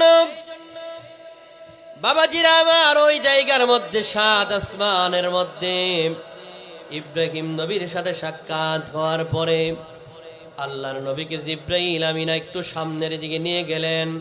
ওই জায়গার নাম হচ্ছে সিদরাতুল মুনতাহা, একটা বড়ই গাছ। জুড়ে বলুন আল্লাহু আকবার। ওই বড়ই গাছের কাছে জিব্রাইল আমিনের বাড়ি সিদরাতুল মুনতাহা। ওই জিব্রাইল আমিন যখন আল্লাহর নবী রহমাতুল লিল আলামিনকে ওই সিদরাতুল মুনতাহা নিয়ে গেলেন, ওই সিদরাতুল মুনতাহা ওই বড়ই গাছের কাছে যখন গেলেন, তাকায় দেখেন ওই বড়ই গাছের এক একটা ফল বড়ই হচ্ছে মটকার মতো, আর তার পাতাগুলা হচ্ছে হাতির কানের মতো। জুড়ে বলুন না সুবহানাল্লাহ। আর ওই বড়ই গাছের মধ্যে বিভিন্ন ধরনের ফড়িং আছে, যে ফড়িংগুলাকে আল্লাহু আকবার বলেন না, যেই ফড়িংগুলাকে আল্লাহ তাআলা স্বর্ণ দ্বারা তৈরি করেছেন, ওই স্বর্ণের ফড়িং দ্বারা ওই বড়ই গাছটাকে আমার আল্লাহ জারবাতি বানায়া ফিটিং করেছে। জুড়ে বলুন সুবহানাল্লাহ।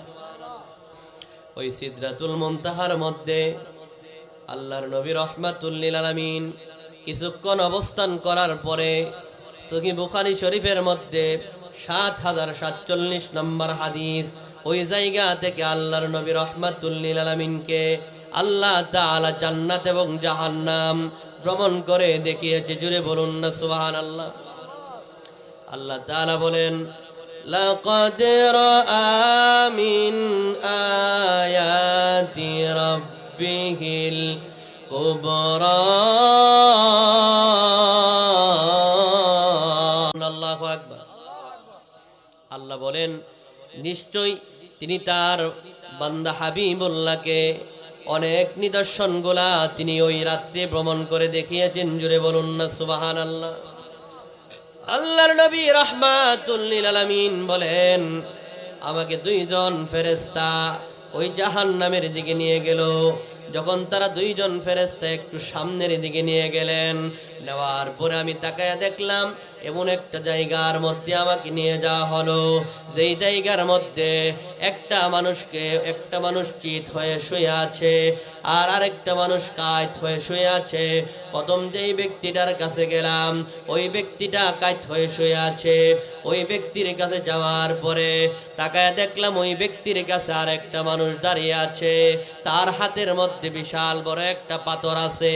ওই পাথরটা দিয়া যেই ব্যক্তিটা কায়ত হয়ে শুয়ে আছে তার মাথার মধ্যে পাথর দিয়া আঘাত করা হচ্ছে, আর তার মাথা চূর্ণ বিচূর্ণ করে দেওয়া হচ্ছে। জুড়ে বলুন না আল্লাহু আকবার।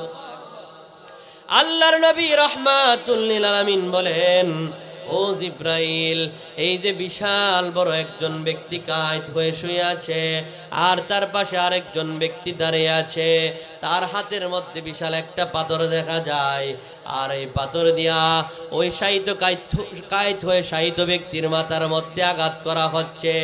এই ব্যক্তিটার কি পরিচয়? এইভাবে জিব্রাইল আমিনকে যখন জিজ্ঞেস করা হলো, জিব্রাইল আমিন বলেন, ইয়া রাসূলুল্লাহ, ইন্তলিক, আপনি সামনের দিকে চলুন। আল্লাহর নবী বলেন, এই কথা বলার পরে 2 জন ফেরেশতা আমাকে নিয়ে আর একটু সামনের দিকে অগ্রসর হলো। আর একটু সামনের দিকে যাওয়ার পরে আমি তাকায়া দেখি আরেকজন ব্যক্তি চিত হয়ে শুয়ে আছে, আর তার পাশে আরেকজন ব্যক্তি আশ্রা নিয়া, লোহার একটা আশ্রা নিয়া দাঁড়িয়ে আছে। ওই লোহার আশ্রা দিয়া তার মাথা থেকে একবারে মুখ পর্যন্ত, নাক পর্যন্ত এইভাবে ছিঁড়ে ফেলতেছে। আরেক দিকটাকে চিৎ করে দিয়া অন্য দিক আবার ছিঁড়ে ফেলা হচ্ছে। এইভাবে একটা দিক ভালো হইতে দেরি, আরেকটা দিক এইভাবে ছিঁড়ে ফেলতে দেরি করে না। একটা ছিঁড়ে ফেলার পরে আরেক দিকে যাওয়ার পরে একটা দিক এমনিতেই পূর্বের নেই ভালো হয়ে যায়। এইভাবে তাকে আঘাত করা হচ্ছে। আল্লাহর নবী বলেন, ও জিব্রাইল, এই ব্যক্তিটাকে এইভাবে আঘাত দেওয়ার কারণ কি তার পরিচয়? আল্লাহর নবীকে জিব্রাইল আমিন বলেন, ইনতলিক ইনতলিক, সামনের দিকে চলেন। আল্লাহর নবী যখন একটু সামনের দিকে গেলেন, যাওয়ার পরে তাকায়া দেখেন একটা গর্ত দেখা যায়। আগুনের গর্তের ভিতরে উলঙ্গ অনেকগুলা নারী পুরুষকে দেখা যায়। ওই নারী পুরুষগুলা লেলিহান আগুনের ভিতরে পড়ে আছে আর চিৎকার করতেছে। যখন আগুনের ওই সুলঙ্গগুলো উপরের দিকে উঠে লেলিহান আগুনের সাথে ওই আগুনের গর্তের কাছাকাছি তারা চলে আসে। আল্লাহর নবী ডাক দিয়ে বলে, ও জিব্রাইল, এই যে আগুনের গর্তের ভিতরে কিছু মানুষ দেখা যায়, এই মানুষগুলার কি পরিচয়, এরা কারা? আল্লাহর নবীকে জিব্রাইল আমিন বলে, ইনতলিক ইনতলিক, সামনে চলুন। আল্লাহু আকবার। আর জোরে বলুন না, আল্লাহু আকবার। আল্লাহর নবী বলেন, আমি সামনে চলতে লাগলাম। আর একটু সামনে যাওয়ার পরে আমি তাকায় দেখি একটা রক্তের নদী দেখা যায়। কিসের নদী? আর জোরে বলুন না, কিসের নদী? আল্লাহর নবী বলেন, একটু সামনে যাওয়ার পরে আমি তাকায়া দেখি একটা রক্তের নদী দেখা যায়। ওই রক্তের নদীর মধ্যে একটা মানুষ ওই রক্তের নদীর ভিতরে খাবুডুবু খাইতেছে। আর ওই রক্তের নদীর পাড়ের মধ্যে একটা মানুষ পাথর হাতে নিয়ে দাঁড়িয়ে আছে।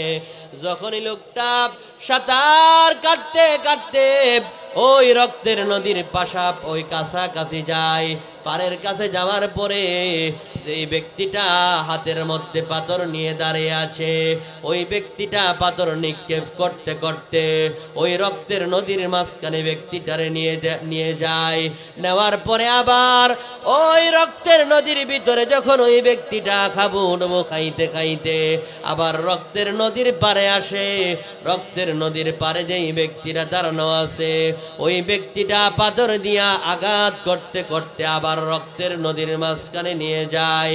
আল্লাহর নবী বলেন, ও জিব্রাইল, এই যে রক্তের নদী দেখা যায় আর রক্তের নদীর ভিতরে একটা মানুষ খাবুডুবু খাইতেছে, কে ওই ব্যক্তিটা, কি তার পরিচয়?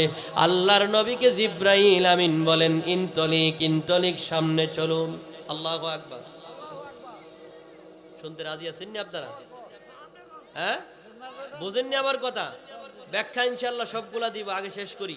আগেই তো বলছি, কারণ এই ওয়াজের ভিতরেই, মেরাজের ভিতরে জান্নাত জাহান্নাম যত ধরনের ওয়াজ আছে সব মেরাজের ভিতরে আছে না নাই?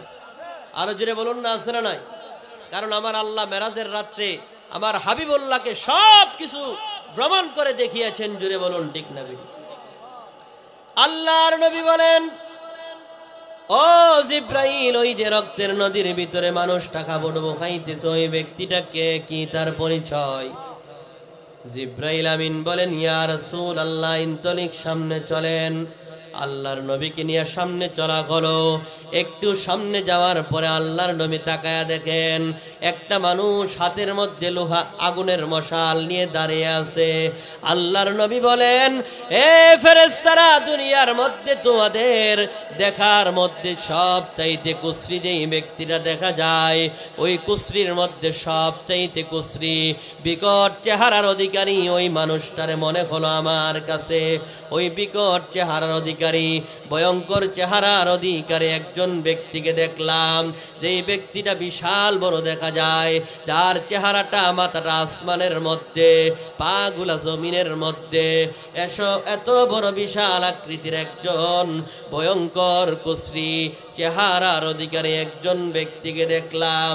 তিনি তার হাতের মধ্যে আগুনের মশাল নিয়ে দাঁড়িয়ে আছে, আর মাঝখানে কিছু মানুষ আছে।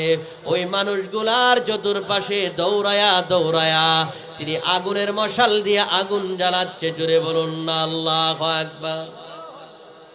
নবীজি বলে, জিব্রাইল রে, এই যে আগুনের মশাল নিয়ে বিশাল আকৃতির এই ভয়ঙ্কর ব্যক্তিটা দাঁড়ায় আছে, এই ব্যক্তিটার কি পরিচয়? জিব্রাইল আমিন বলেন, ইয়া রাসূলুল্লাহ, সামনে চলেন। আল্লাহর নবী বলেন, জিব্রাইল আমাকে নিয়ে যখন আর একটু সামনে গেল, যাওয়ার পরে একটু সামনে যাওয়ার পরে তাকায় দেখি আমরা একটা সুন্দর বাগানের ভিতরে প্রবেশ করলাম। ওই বাগানের ভিতরে প্রবেশ করার পরে ওই বাগান থেকে একটু সামনে যাওয়ার পরে তাকায় দেখি সুন্দর একটা জান্নাতি ঘর দেখা যায়, যেই ঘরটা নির্মাণ করা হয়েছে স্বর্ণ এবং রূপা দ্বারা। জুড়ে বলুন না সুবহানাল্লাহ, আর জুড়ে বলুন না সুবহানাল্লাহ। এই স্বর্ণের ঘরে আমরা যাইতে রাজি আছি না নাই? কে কে যাইতে রাজি আছেন? হাত তুলে দেখায় দেন। নারাই তাকবীর, নারাই রিসালাত, আহলে সুন্নাত ওয়াল জামাত। ওলি আল্লাহ যেখানে ইসলামের শত্রুরা জোরে বলুন না আল্লাহু আকবার। ওই জান্নাতে যাইতে আমরা রাজি আছি না নাই? জান্নাতে গেলে জান্নাতে যাওয়ার কিছু কাজ করতে হবে কি হবে না? নামাজ পড়া না সাইরা, সুদ খায়া না সুদ সাইরা, কিও ঘুষ খায়া না ঘুষ সাইরা। এই সুদের ঘুষের সবজগুলো এটার ভিতরে আসতেছে, যে ঘটনা বলতেছি একটার পর একটা আসবে ইনশাআল্লাহ ধারাবাহিক ভাবে। শুনতে রাজি আছেন ইনশাআল্লাহ? আল্লাহর নবী রাহমাতুল লিল আলামিন বলেন, আমি যখন ওই জান্নাতি ঘরগুলার ভিতরে স্বর্ণের ঘরের ভিতরে প্রবেশ করলাম, ওই স্বর্ণের ঘরের ভিতরে তাকায় দেখি কিছু মানুষ দেখা যায় যাদের চেহারাগুলা অর্ধেক চেহারা হচ্ছে, অর্থাৎ শরীরের অর্ধেকটা দেখতে নুরানিত চেহারা, আলোকিত চেহারা। আল্লাহর নবী বলেন, দুনিয়ার মধ্যে তোমাদের দেখার মধ্যে সবচাইতে সুন্দর যেই ব্যক্তি, ওই সুন্দর ব্যক্তিদের মধ্যে তাদের অর্ধেক চেহারা সুন্দর ব্যক্তির মধ্যে একজনের চেহারা, আর তাদের মধ্যে অর্ধেকটা শরীর হচ্ছে এত কুশ্রী, যেইগুলা তোমার দেখার মধ্যে সবচাইতে কুশ্রী ব্যক্তি মনে হয়। অর্থাৎ ওই জান্নাতের ভিতরে এমন কিছু মানুষ আছে যাদের অর্ধেকটা বডি সুন্দর, অর্ধেকটা বডি দেখতে মলিন। ওই ব্যক্তিদেরকে দেখার পরে আল্লাহর নবী তাকায়া দেখে ওই ব্যক্তিগুলা ওই কাছে একটা জান্নাতের ভিতরে একটা নদী দেখা যায়। ওই নদীর পানিটা দুধের চাইতে আরো ফর্সা। ওই নদীর মধ্যে যখন ওই লোকগুলা ওই নদীর ভিতরে গিয়া ডুব দিল, ডুব দিতে দেরি রে, আল্লাহর নবী বলেন ওই কুশ্রী ব্যক্তিগুলা এত সুন্দর হয়ে গেছে, তাদের চেহারাগুলা নূরে ঝলমল করতে লাগছিল। জুড়ে বলুন সুবহানাল্লাহ। নবীজি বলেন, জিব্রাইল এরা কারা? তাদের অর্ধেক চেহারা সুন্দর আর অর্ধেক চেহারা মলিন হওয়ার কারণ কি? আর তারা ওই যে নদীর মধ্যে গিয়া তারা ডুব দিল, দেওয়ার পরে দেখলাম তাদের চেহারাটা নুরান্বিত হয়ে গেছে। আল্লাহর নবীকে জিব্রাইল আমিন বলেন, ইয়া রাসূলুল্লাহ, এই যে ব্যক্তিগুলা দেখতেছেন তাদের অর্ধেক চেহারা সুন্দর, অর্ধেক চেহারা বিশ্রী কালো দেখা যায়। এই ব্যক্তিগুলা হলো দুনিয়ার মধ্যে আপনার উম্মতের মধ্যে ওই ব্যক্তি যারা অর্ধেক নেক আমল করেছে আর অর্ধেক পাপ কাজ করেছে। ওই ব্যক্তিগুলা পাপ আর নেক আমল করার কারণে আল্লাহ তাআলা তাদেরকে ক্ষমা করে দিয়েছে। এই জন্য এই যে জান্নাতটার ভিতরে আপনি প্রবেশ করলেন, এই জান্নাতের নাম হচ্ছে জান্নাতুল আদন। আর ওই নদীর ভিতরে তারা যখন গোসল করেছে, আল্লাহ তাআলা এই জান্নাতি ব্যক্তিদের চেহারা নূরে আলোকিত করে দিয়েছে। জুড়ে বলুন সুবহানাল্লাহ। জিবরাইল আমিন বলেন, ইয়া রাসূলুল্লাহ, সামনে চলেন। আল্লাহর নবীকে নিয়ে একটু সামনে গেলেন। যাওয়ার পরে একটু সামনে যাওয়ার পরে আল্লাহর নবী রহমাতুল লিল আলামিন তাকায়া দেখে একটু সামনের দিকে আকাশের মেঘের মতো উপরের মধ্যে একটা সুন্দর, একবারে দুধের মতো সাদা একটা আকাশের মেঘের মধ্যে একটা ঘর দেখা যায়। জোরে বলুন না আল্লাহু আকবার।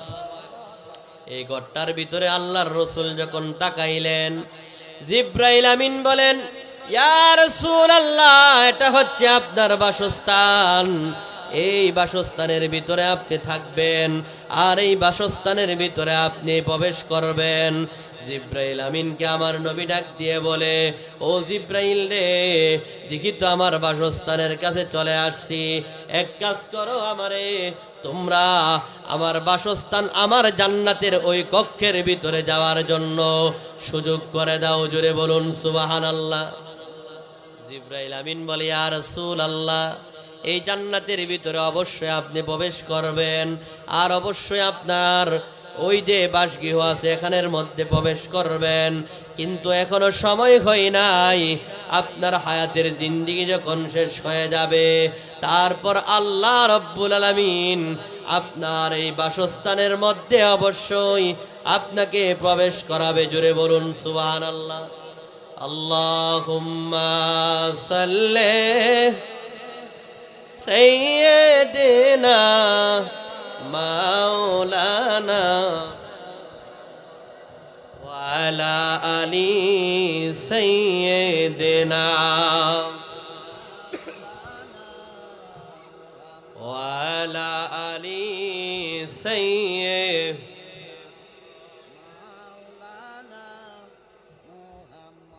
জোরে বলুন না আল্লাহু আকবার। এবার আমার নবী রাহমাতুল লিল আলামিন শেষ করতাম। মেরাজটা তো শেষ করে একদিন শেষ করা সম্ভব না। এই যে ঘটনাগুলো বলছি এটার বর্ণনা দেখি দেওয়া যায় কিনা, বসতে আপনারা শুনতে রাজি আছেননি? এই যে নদীর, রক্তের নদীর ভিতরে কে কাকে শাস্তি দেওয়া হচ্ছে, আর ওই যে একজন ব্যক্তির চেহারাটা লোহার আশ্রা দিয়া টেনে টেনে ছিঁড়ে ফেলা হচ্ছে, আরেকজন ব্যক্তির মাথার তার পাথর দিয়ে আঘাত করে চূর্ণ বিচূর্ণ করে দেওয়া হচ্ছে, আর আগুনের লেলিহান যে আগুনের গর্ত আছে ওই গর্তের ভিতরে উলঙ্গ নারী পুরুষ যাদেরকে শাস্তি দেওয়া হচ্ছে, এই রহস্যগুলা জানার দরকার আছে না নাই?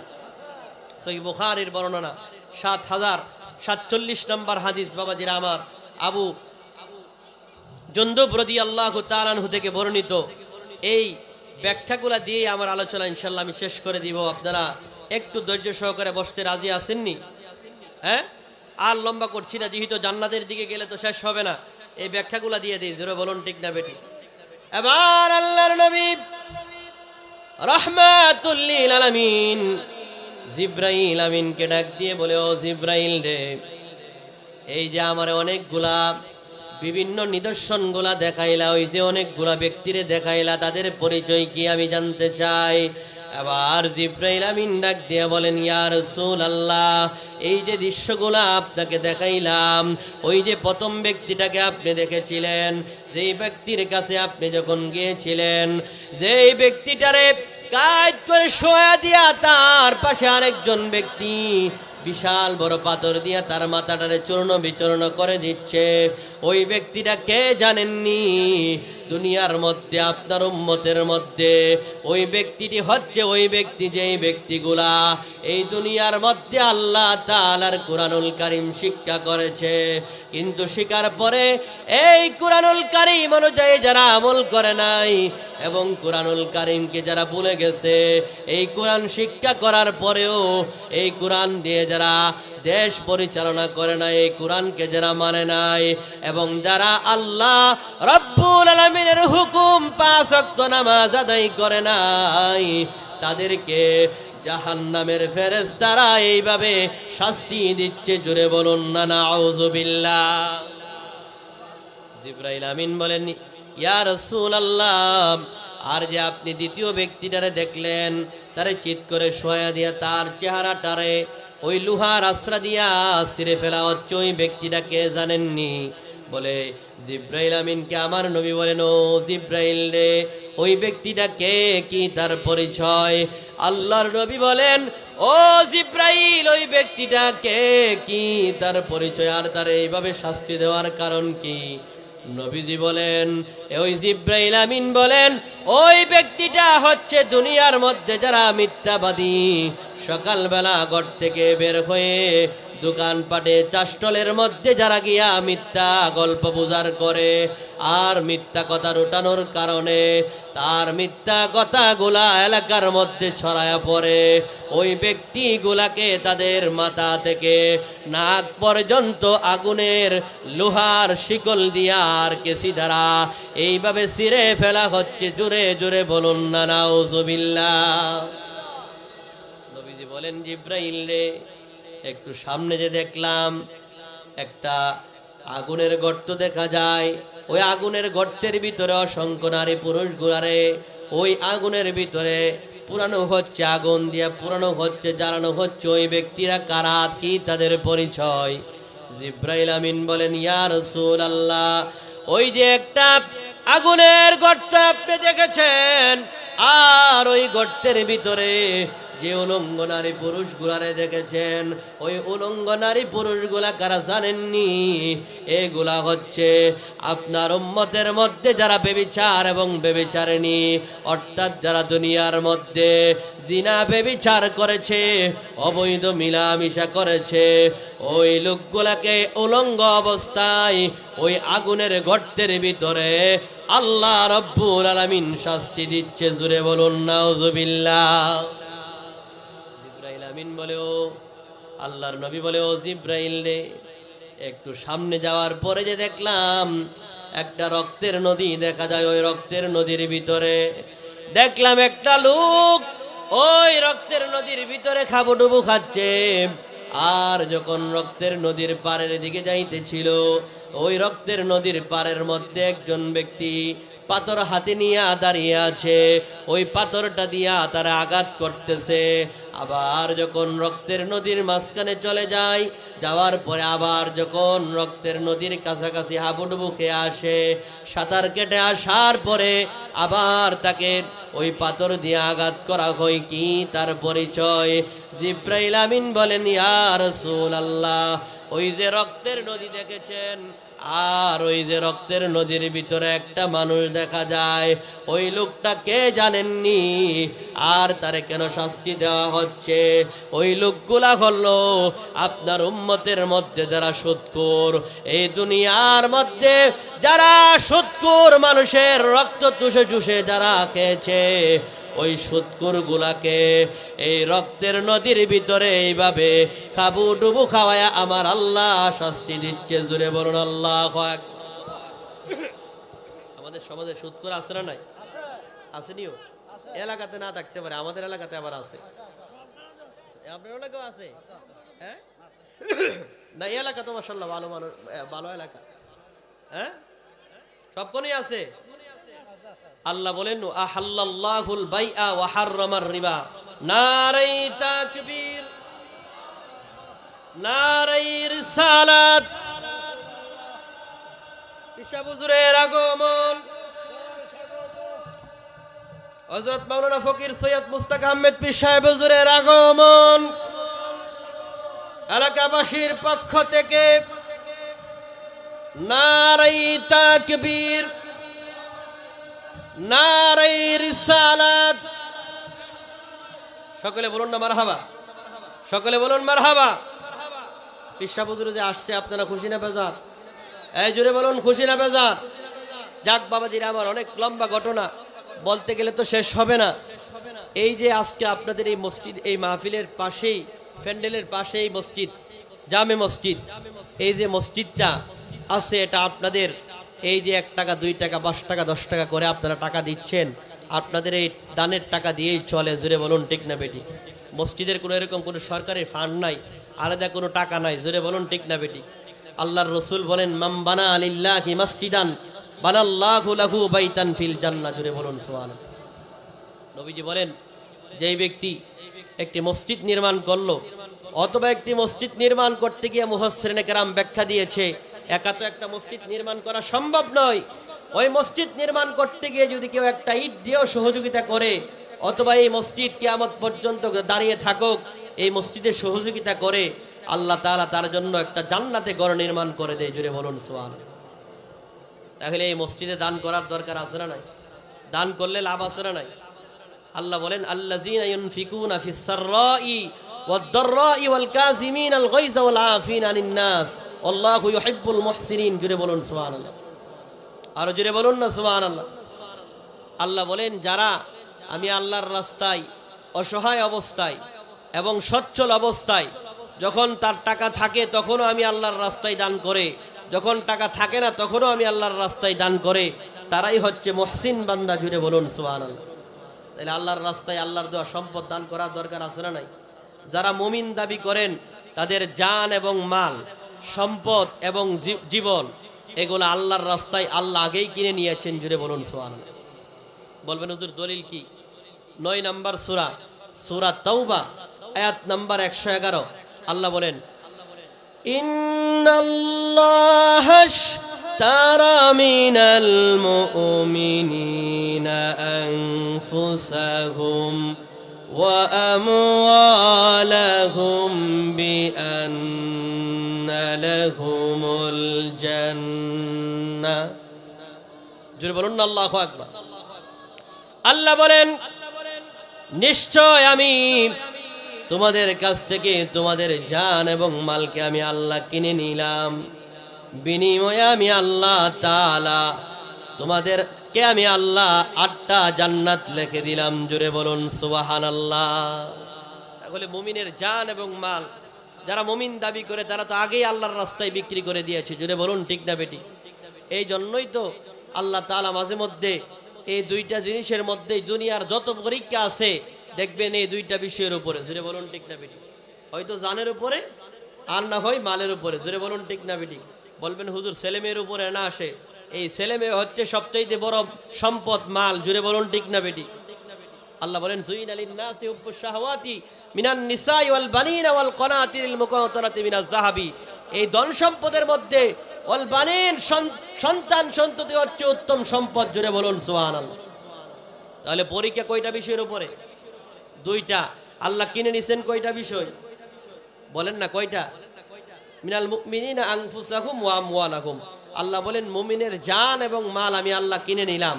তাহলে আল্লাহর দেওয়া জান, আল্লাহর দেওয়া মাল আল্লাহই দিছেন। দেওয়ার পরে আল্লাহ আবার মুমিনের কাছ থেকে কিনে নিলেন। নেওয়ার পরে আল্লাহ বলেন আমি 8টা জান্নাত তোমাদেরকে লিখে দিলাম, বলে বিনিময়ে জান এবং মাল দিবা। এই জন্য আল্লাহর দেওয়া মাল আল্লাহর রাস্তায় আপনি ব্যয় করেন কিনা, আপনার কথা কাজে ঠিক আছে কিনা। মাঝে মধ্যে মসজিদ মাদ্রাসার জন্যে যখন চাওয়া হয়, এটা আসলে যদিও আমরা চাই, কিন্তু মূলত এই চাওয়ার জন্য আল্লাহই নির্দেশ করেছেন। জোরে বলুন ঠিক না বেটি? এই জন্য দেখবেন আল্লাহ বিভিন্ন সময় বিভিন্ন পরীক্ষা দিয়া বিভিন্ন বিপদ আপদ দিয়া আল্লাহ পরীক্ষা করে। জোরে বলুন ঠিক না বেটি? ওয়ালা নাবলুওয়ান্নাকুম বিশাইইম মিনাল খাউফি ওয়াল জুই ওয়া নাকসিম মিনাল আমওয়ালি ওয়াল আনফুসি ওয়াস সামারাত। জোরে বলুন সুবহানাল্লাহ। আল্লাহ বলেন ওয়ালা নাবলুওয়ান্নাকুম, আমি অবশ্যই তোমাদেরকে পরীক্ষা করব।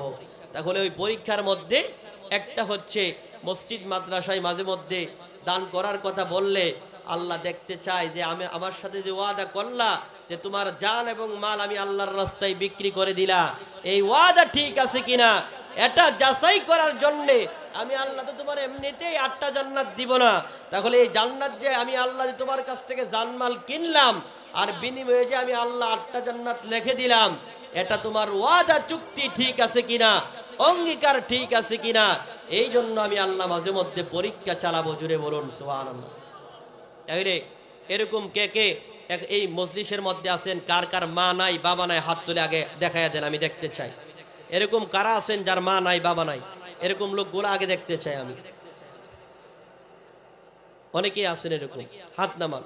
বাবাজিরা আমার, যেই মা যেই বাবা আপনারে কুলে পিটি করে মানুষ করছে, যেই বাবাটা মানুষের জমিনের মধ্যে কাজ করে আপনারে মানুষ করছে, যেই বাবার চেহারার দিকে তাকায়া থাকলে কবুল হজের সওয়াব হয়ে যায়, যেই মায়ের চেহারার দিকে তাকায়া থাকলে মনের দুঃখ কষ্টগুলা দূর হয়ে যায়, যেই মার চেহারার দিকে তাকাইলে আপনার চেহারার যত দুঃখ কষ্ট ছিল সব দূর হয়ে যেত, ওই মা কবরের মধ্যে শুয়ে আছে। বাবা অন্ধকার কবরে শুয়ে আছে, কত দিন হয়ে গেছে বাবার চেহারা দেখেন না। বাবা যদি বেঁচে থাকতো প্রত্যেক ঈদের মধ্যে তো বাবারে লুঙ্গি কিনে দিতেন, নতুন পাঞ্জাবি কিনে দিতেন। ওই বাবার জন্য কে আছেন যে ওই বাবার রুহের মাগফিরাতের জন্যে আযাব থাকলে বন্ধ করে দেয়, আর আযাব না থাকলেও আল্লাহ যেন তার জান্নাতের মাকাম আলা মাকাম দান করে। এই জন্য আব্বার জন্য কে আছেন 10,000 টাকা মসজিদে দিবেন ওই মার জন্য, বাবার জন্য। এরকম একটা সন্তান আমি দেখতে চাই, হাত তুলে দেখান যে হুজুর আমার আব্বা বেঁচে নাই, আব্বা কবরে চলে গেছে, হুজুর আমার মা বেঁচে নাই, মা থাকলে তো মারে পোশাক কিনে দিতাম, মারে তো আমি ফল খাওয়ার জন্য টাকা দিতাম, বাবা বেঁচে থাকলে তো কত টাকা খরচ করতাম। ওই আব্বার জন্য 10,000 টাকা দিবেন, এরকম কোন সন্তান আসেননি? ধন্য মায়ের ধন্য সন্তান, এমন একটা সন্তান আমি দেখতে চাই। আজকে চন্নালের গ্রামের মধ্যে কে আছেন এরকম একজন ব্যক্তি? মার পাগল এরকম একটা সন্তান দেখতে চাই, যেই মায়ের গর্ভের মধ্যে 10 মাস 10 দিন আমাদেরকে মা গর্ভে ধারণ করেছে। আল্লাহ বলেন মাওয়াসাইনাল ইনসানা বিওয়ালিদাইহি ইহসানা হামালাতহু উম্মুহু কুরহা ওয়া ওয়াদাআতহু কুরহা ওয়া হামলুহু ওয়া ফিসালুহু 30 শাহরা। জুড়ে বলুন সুবহানাল্লাহ। যেই মা 3টা কষ্ট করেছেন, যেই কষ্টের বাদ চাইলেও বাবা নিতে পারে নাই, জুড়ে বলুন ঠিক না বেটি? ওই 3টা কষ্টের মধ্যে একটা হচ্ছে মা গর্ভে ধারণ করেছে। মার গর্ভের মধ্যে যখন আমি ছিলাম, মা ঠিকভাবে খাইতে পারে নাই, মা প্রসবের যন্ত্রণা সহ্য করেছে, যেই প্রসবের যন্ত্রণা চাইলেও বাবা নিতে পারে নাই। মা 2 বছর বিনা স্বার্থে দুধ পান করিয়েছে, যেই কষ্ট চাইলেই বাবা নিতে পারে নাই। ওই মার পাগল এরকম একটা সন্তান আমি দেখতে চাই যে হুজুর আমার মার জন্যে 10,000 টাকা আমি আল্লাহর রাস্তায়, আল্লাহর ঘর মসজিদে দান করব। যতদিন মসজিদ থাকবে সদকে জারিয়া হিসাবে আপনার আম্মার কবরে, বাবার কবরে, দাদার কবরে, ভাইয়ের কবরে, স্ত্রীর কবরে যাইতেই থাকবে। এরকম একটা যুবক মায়ের পাগল, বাবার পাগল একটা সন্তান আমি দেখতে চাই। হাত তুলে দেখায়া দেন কে আছেন এরকম? কত দিবে? কে দিছে? সভাপতি সাহেব 2,000 টাকা দিছে। তো হয়েছে না, মানি না আমি। সভাপতি সাহেব কোথায়? আমি আগে দেখতে চাই, মুসাফা করতে চাই আগে। টাকার হোক আপনারা বলেন কেন? আর বেশি তো দিতে পারে। সভাপতি সাহেব আসেন, আপনার সাথে আগে মুসাফা করবো আমি। নারে তাকবীর! সভাপতি সাহেবের আগমন। আল্লাহ তাআলা ওনার দানকে কবুল করুক, বলুন আমিন। মা, বাবা, দাদা, দাদি, রক্তের মানুষ যারা অন্ধকার কবরে আছে, সকলের কবরগুলোকে আল্লাহ জান্নাতের আলা মাকাম বানায় দেখ, বলুন আমিন। 1000 আব্বা নাই। আমার প্রাণের ভাই জনাব মোহাম্মদ মনির ভাই বাবা নাই। বাবার কথা স্মরণ করে চোখের পানি ছেড়ে দিয়া বলতেছে হুজুর আমি 1000 টাকা আব্বার নামে দিলাম, আল্লাহ আমার ভাইয়ের আব্বার কবরটা জান্নাতের বাগান বানায় দেখ, বলুন আমিন। আল্লাহ যেন ভাইয়ের কামাই রুজির মধ্যে বরকত দান করে, বলুন আমিন। এরকম সন্তান আরেকটা দেখতে চায়। আজকে আব্দুল করিম সাহেব, আজকে আমার এক বোন আজকের এই মাহফিলে মসজিদের জন্য 5,000 টাকা দান করেছে। জুড়ে বলুন মারহাবা। কি আপনারা টাকাও দিতেন না, আবার মারহাবাও কইতেন না, এটা কই নাকি? হ্যাঁ, জুড়ে বলুন মারহাবা। আমার বোনকে আল্লাহ তাআলা রাবিয়া বসরির মতো ওলি বানায় দেখ, বলুন আমিন। আরো জুড়ে বলুন আমিন। আল্লাহ তাআলা যে উদ্দেশ্যে দান করেছে ওনার মনের নেক নেক আশাগুলা কবুল করুক, বলুন আমিন। রক্তের মানুষ, বংশের মানুষ, পাড়া প্রতিবেশী, হকদার যারা অন্ধকার কবরে শুয়ে আছে, আল্লাহ যেন প্রত্যেকের কবরগুলোকে জান্নাতের বাগান বানায় দেয়, বলুন আমিন।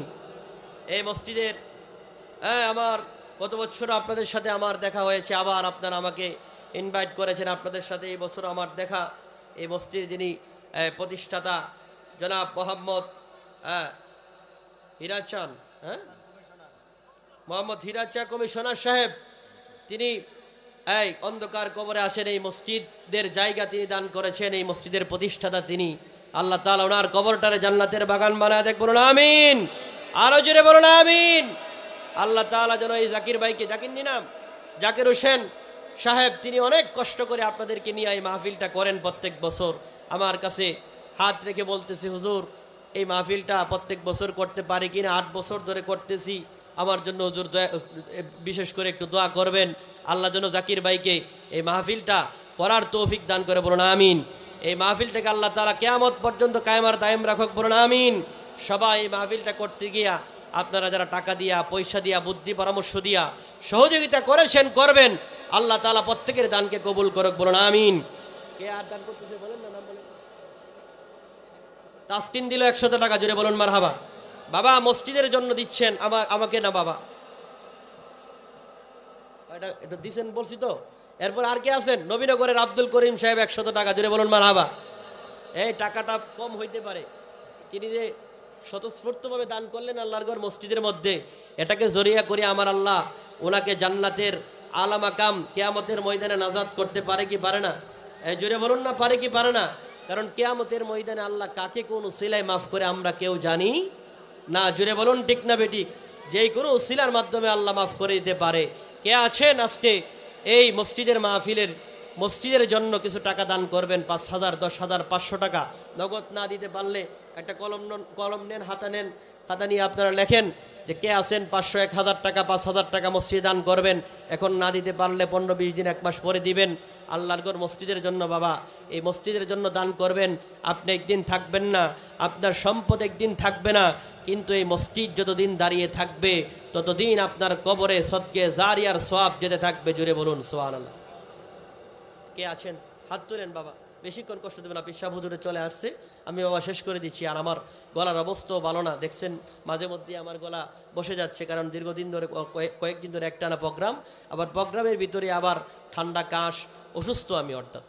বারবার তো আপনাদেরকে বলে লাভ নাই, এই জন্য আপনারা বলেন যে কে আছেন। আমি বেশিক্ষণ আপনাদেরকে কষ্ট দিব না বাবা, 2-3 মিনিটের ভিতরে বলেন যে কে আছেন। 5,000, 10,000, 500 টাকা, 1,000 টাকা মসজিদে দিবেন। আমার মুরব্বী বাবা নাম কি বলেন? বাজারের নামটা বলেন আগে। 5,000 হাজী নুরুল ইসলাম সাহেব দিলেন 5,000। জুড়ে বলুন মারহাবা, নারে তাকবীর। আল্লাহ তাআলা ওনার দানকে কবুল করুক, বলুন আমিন। হাজী নুরুল ইসলাম সাহেবের আব্বা, আম্মা, দাদা, দাদি, নানা, নানি, রক্তের মানুষ যারা অন্ধকার কবরে, আল্লাহ যেন প্রত্যেকের কবরগুলোকে জান্নাতের বাগান বানায় দেয়, বলুন আমিন। আরো জুড়ে বলুন আমিন। আমার বাজানের হায়াতে যেন আল্লাহ বরকত দান করে, বলুন আমিন। কে আছেন বাবা আব্বার নামে, আম্মার নামে, রক্তের মানুষ, বংশের মানুষের নামে এই মসজিদের মধ্যে 5,000, 10,000 টাকা দিবেন? একটু বাবা বলেন, এই টাকা একদিন থাকবে না, একদিন সম্পদ থাকবে না, কিন্তু মসজিদ সাক্ষী হয়ে দাঁড়িয়ে থাকবে। জনাব মোহাম্মদ সেন্টু মিয়া সাহেব দিলেন 1,000। জুড়ে বলুন মারহাবা। রক্তের মানুষ, বংশের মানুষ যারা অন্ধকার কবরে, আল্লাহ যেন প্রত্যেকের কবরগুলা জান্নাতের বাগান বানায় দেয়, বলুন আমিন। আরো জুড়ে বলুন আমিন।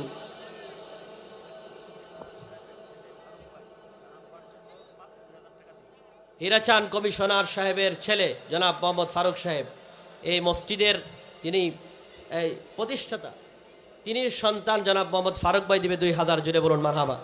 আরো জুড়ে বলুন মারহাবা। এই হিরাচান সাহেবের কবরটাকে আল্লাহ জান্নাতের বাগান বানায় দেখ, বলুন আমিন। এই এলাকার মধ্যে যতগুলো কবরস্থান আছে, আল্লাহ যেন আজকের এই মাহফিলকে জরিয়া করিয়া প্রত্যেকটা কবরের আযাব বন্ধ করে দেয়, বলুন আমিন। কে আছেন আর দান করবেন বলেন বাবাজিরা আমার, বলেন অল্প সময়ের ভিতরে বলেন, আপনারা শেষ করে দিব। গোলাম রাব্বি আমার আল্লাহ তাআলা এই গোলাম রাব্বিকেও ইমাম হুসাইনের মতন সৈনিক হিসেবে কবুল করুক, বলুন আমিন। গোলাম রাব্বি 1,000 টাকা দিল। জুড়ে বলুন মারহাবা। তার দাদা নাই নাকি? এই দাদা নাই? গোলাম রাব্বির দাদার কবরটাকে আল্লাহ জান্নাতের বাগান বানায় দেখ, বলুন আমিন। কে আছেন আর বাবাজিরা আমার দান করবেন? 2-3 মিনিটের ভিতরে বলেন বাবাজিরা আমার। পিসা হুজুরকে বসায় রাখা আমি আপনাদেরকে কষ্ট দিব না, হুজুরে কষ্ট করতেছেন। কে আছেন বলেন?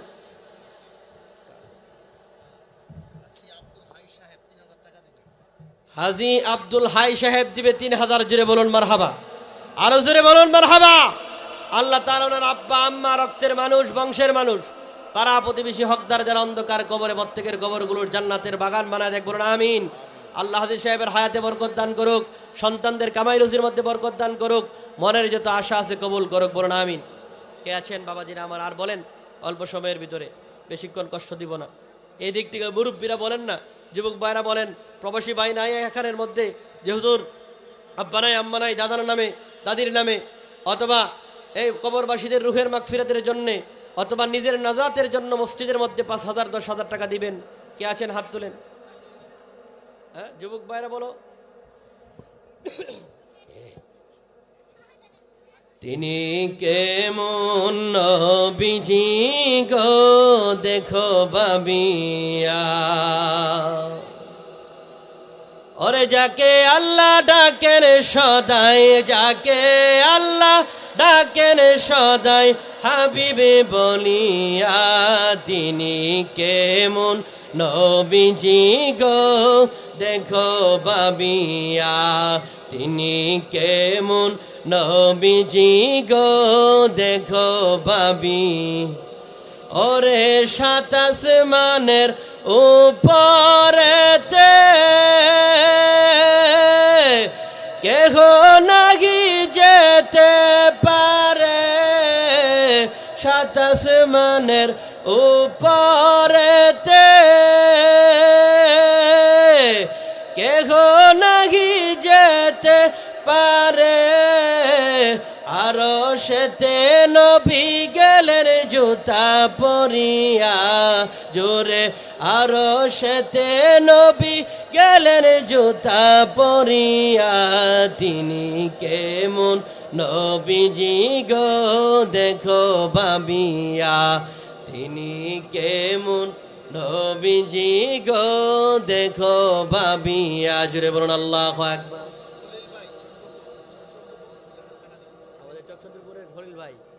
এ আমার আজকের সফর সঙ্গী জনাব মোহাম্মদ খলিল মিয়া সাহেব, তিনি আপনাদের মসজিদে দিবে 2,000 টাকা। জুড়ে বলুন মারহাবা।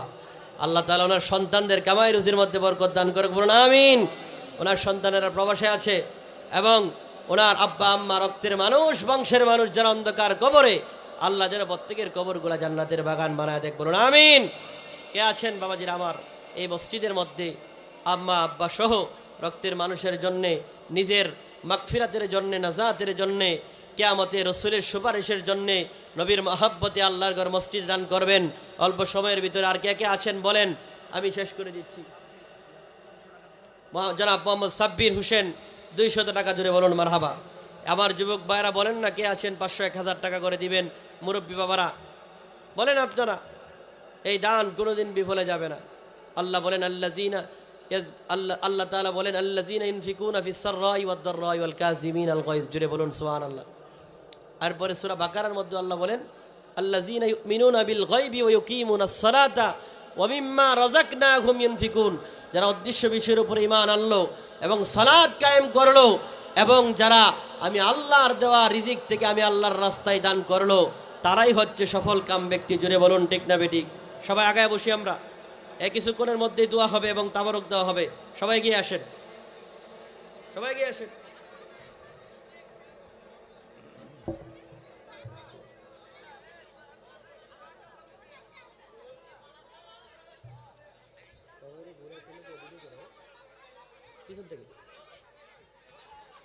সবাই একটু মহব্বতে দরুদ পড়ি। আল্লাহুম্মা সাল্লি।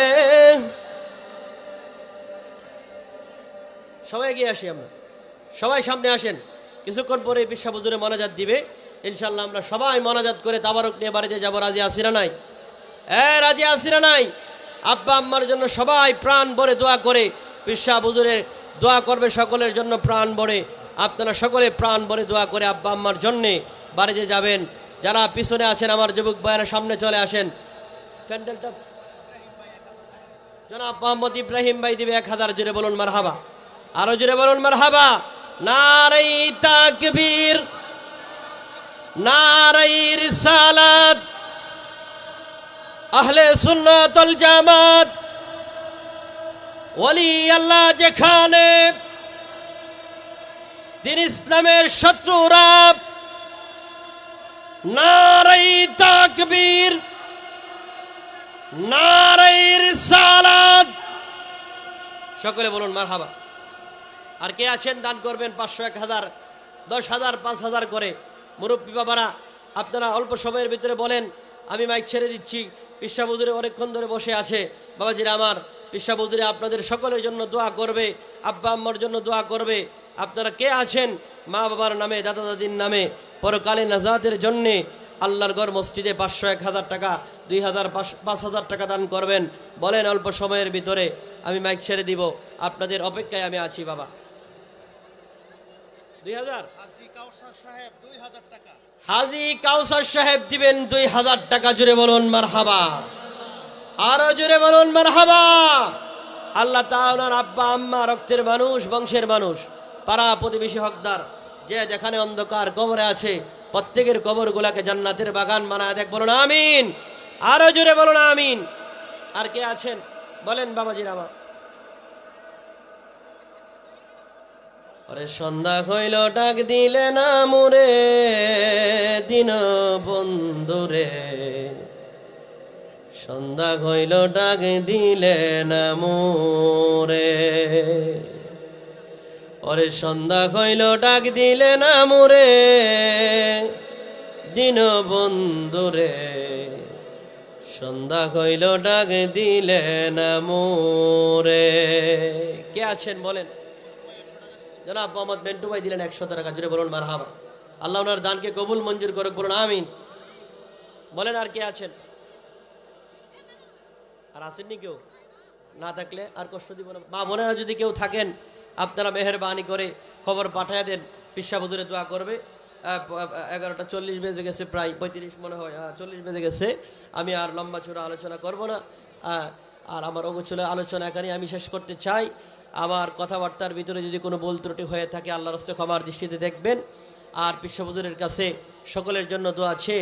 এখানেই আমি আমার আজকের আলোচনা শেষ করছি। ও আখির দাওয়ানা আলহামদুলিল্লাহি রাব্বিল আলামিন। আসসালামু আলাইকুম ওয়া রাহমাতুল্লাহ।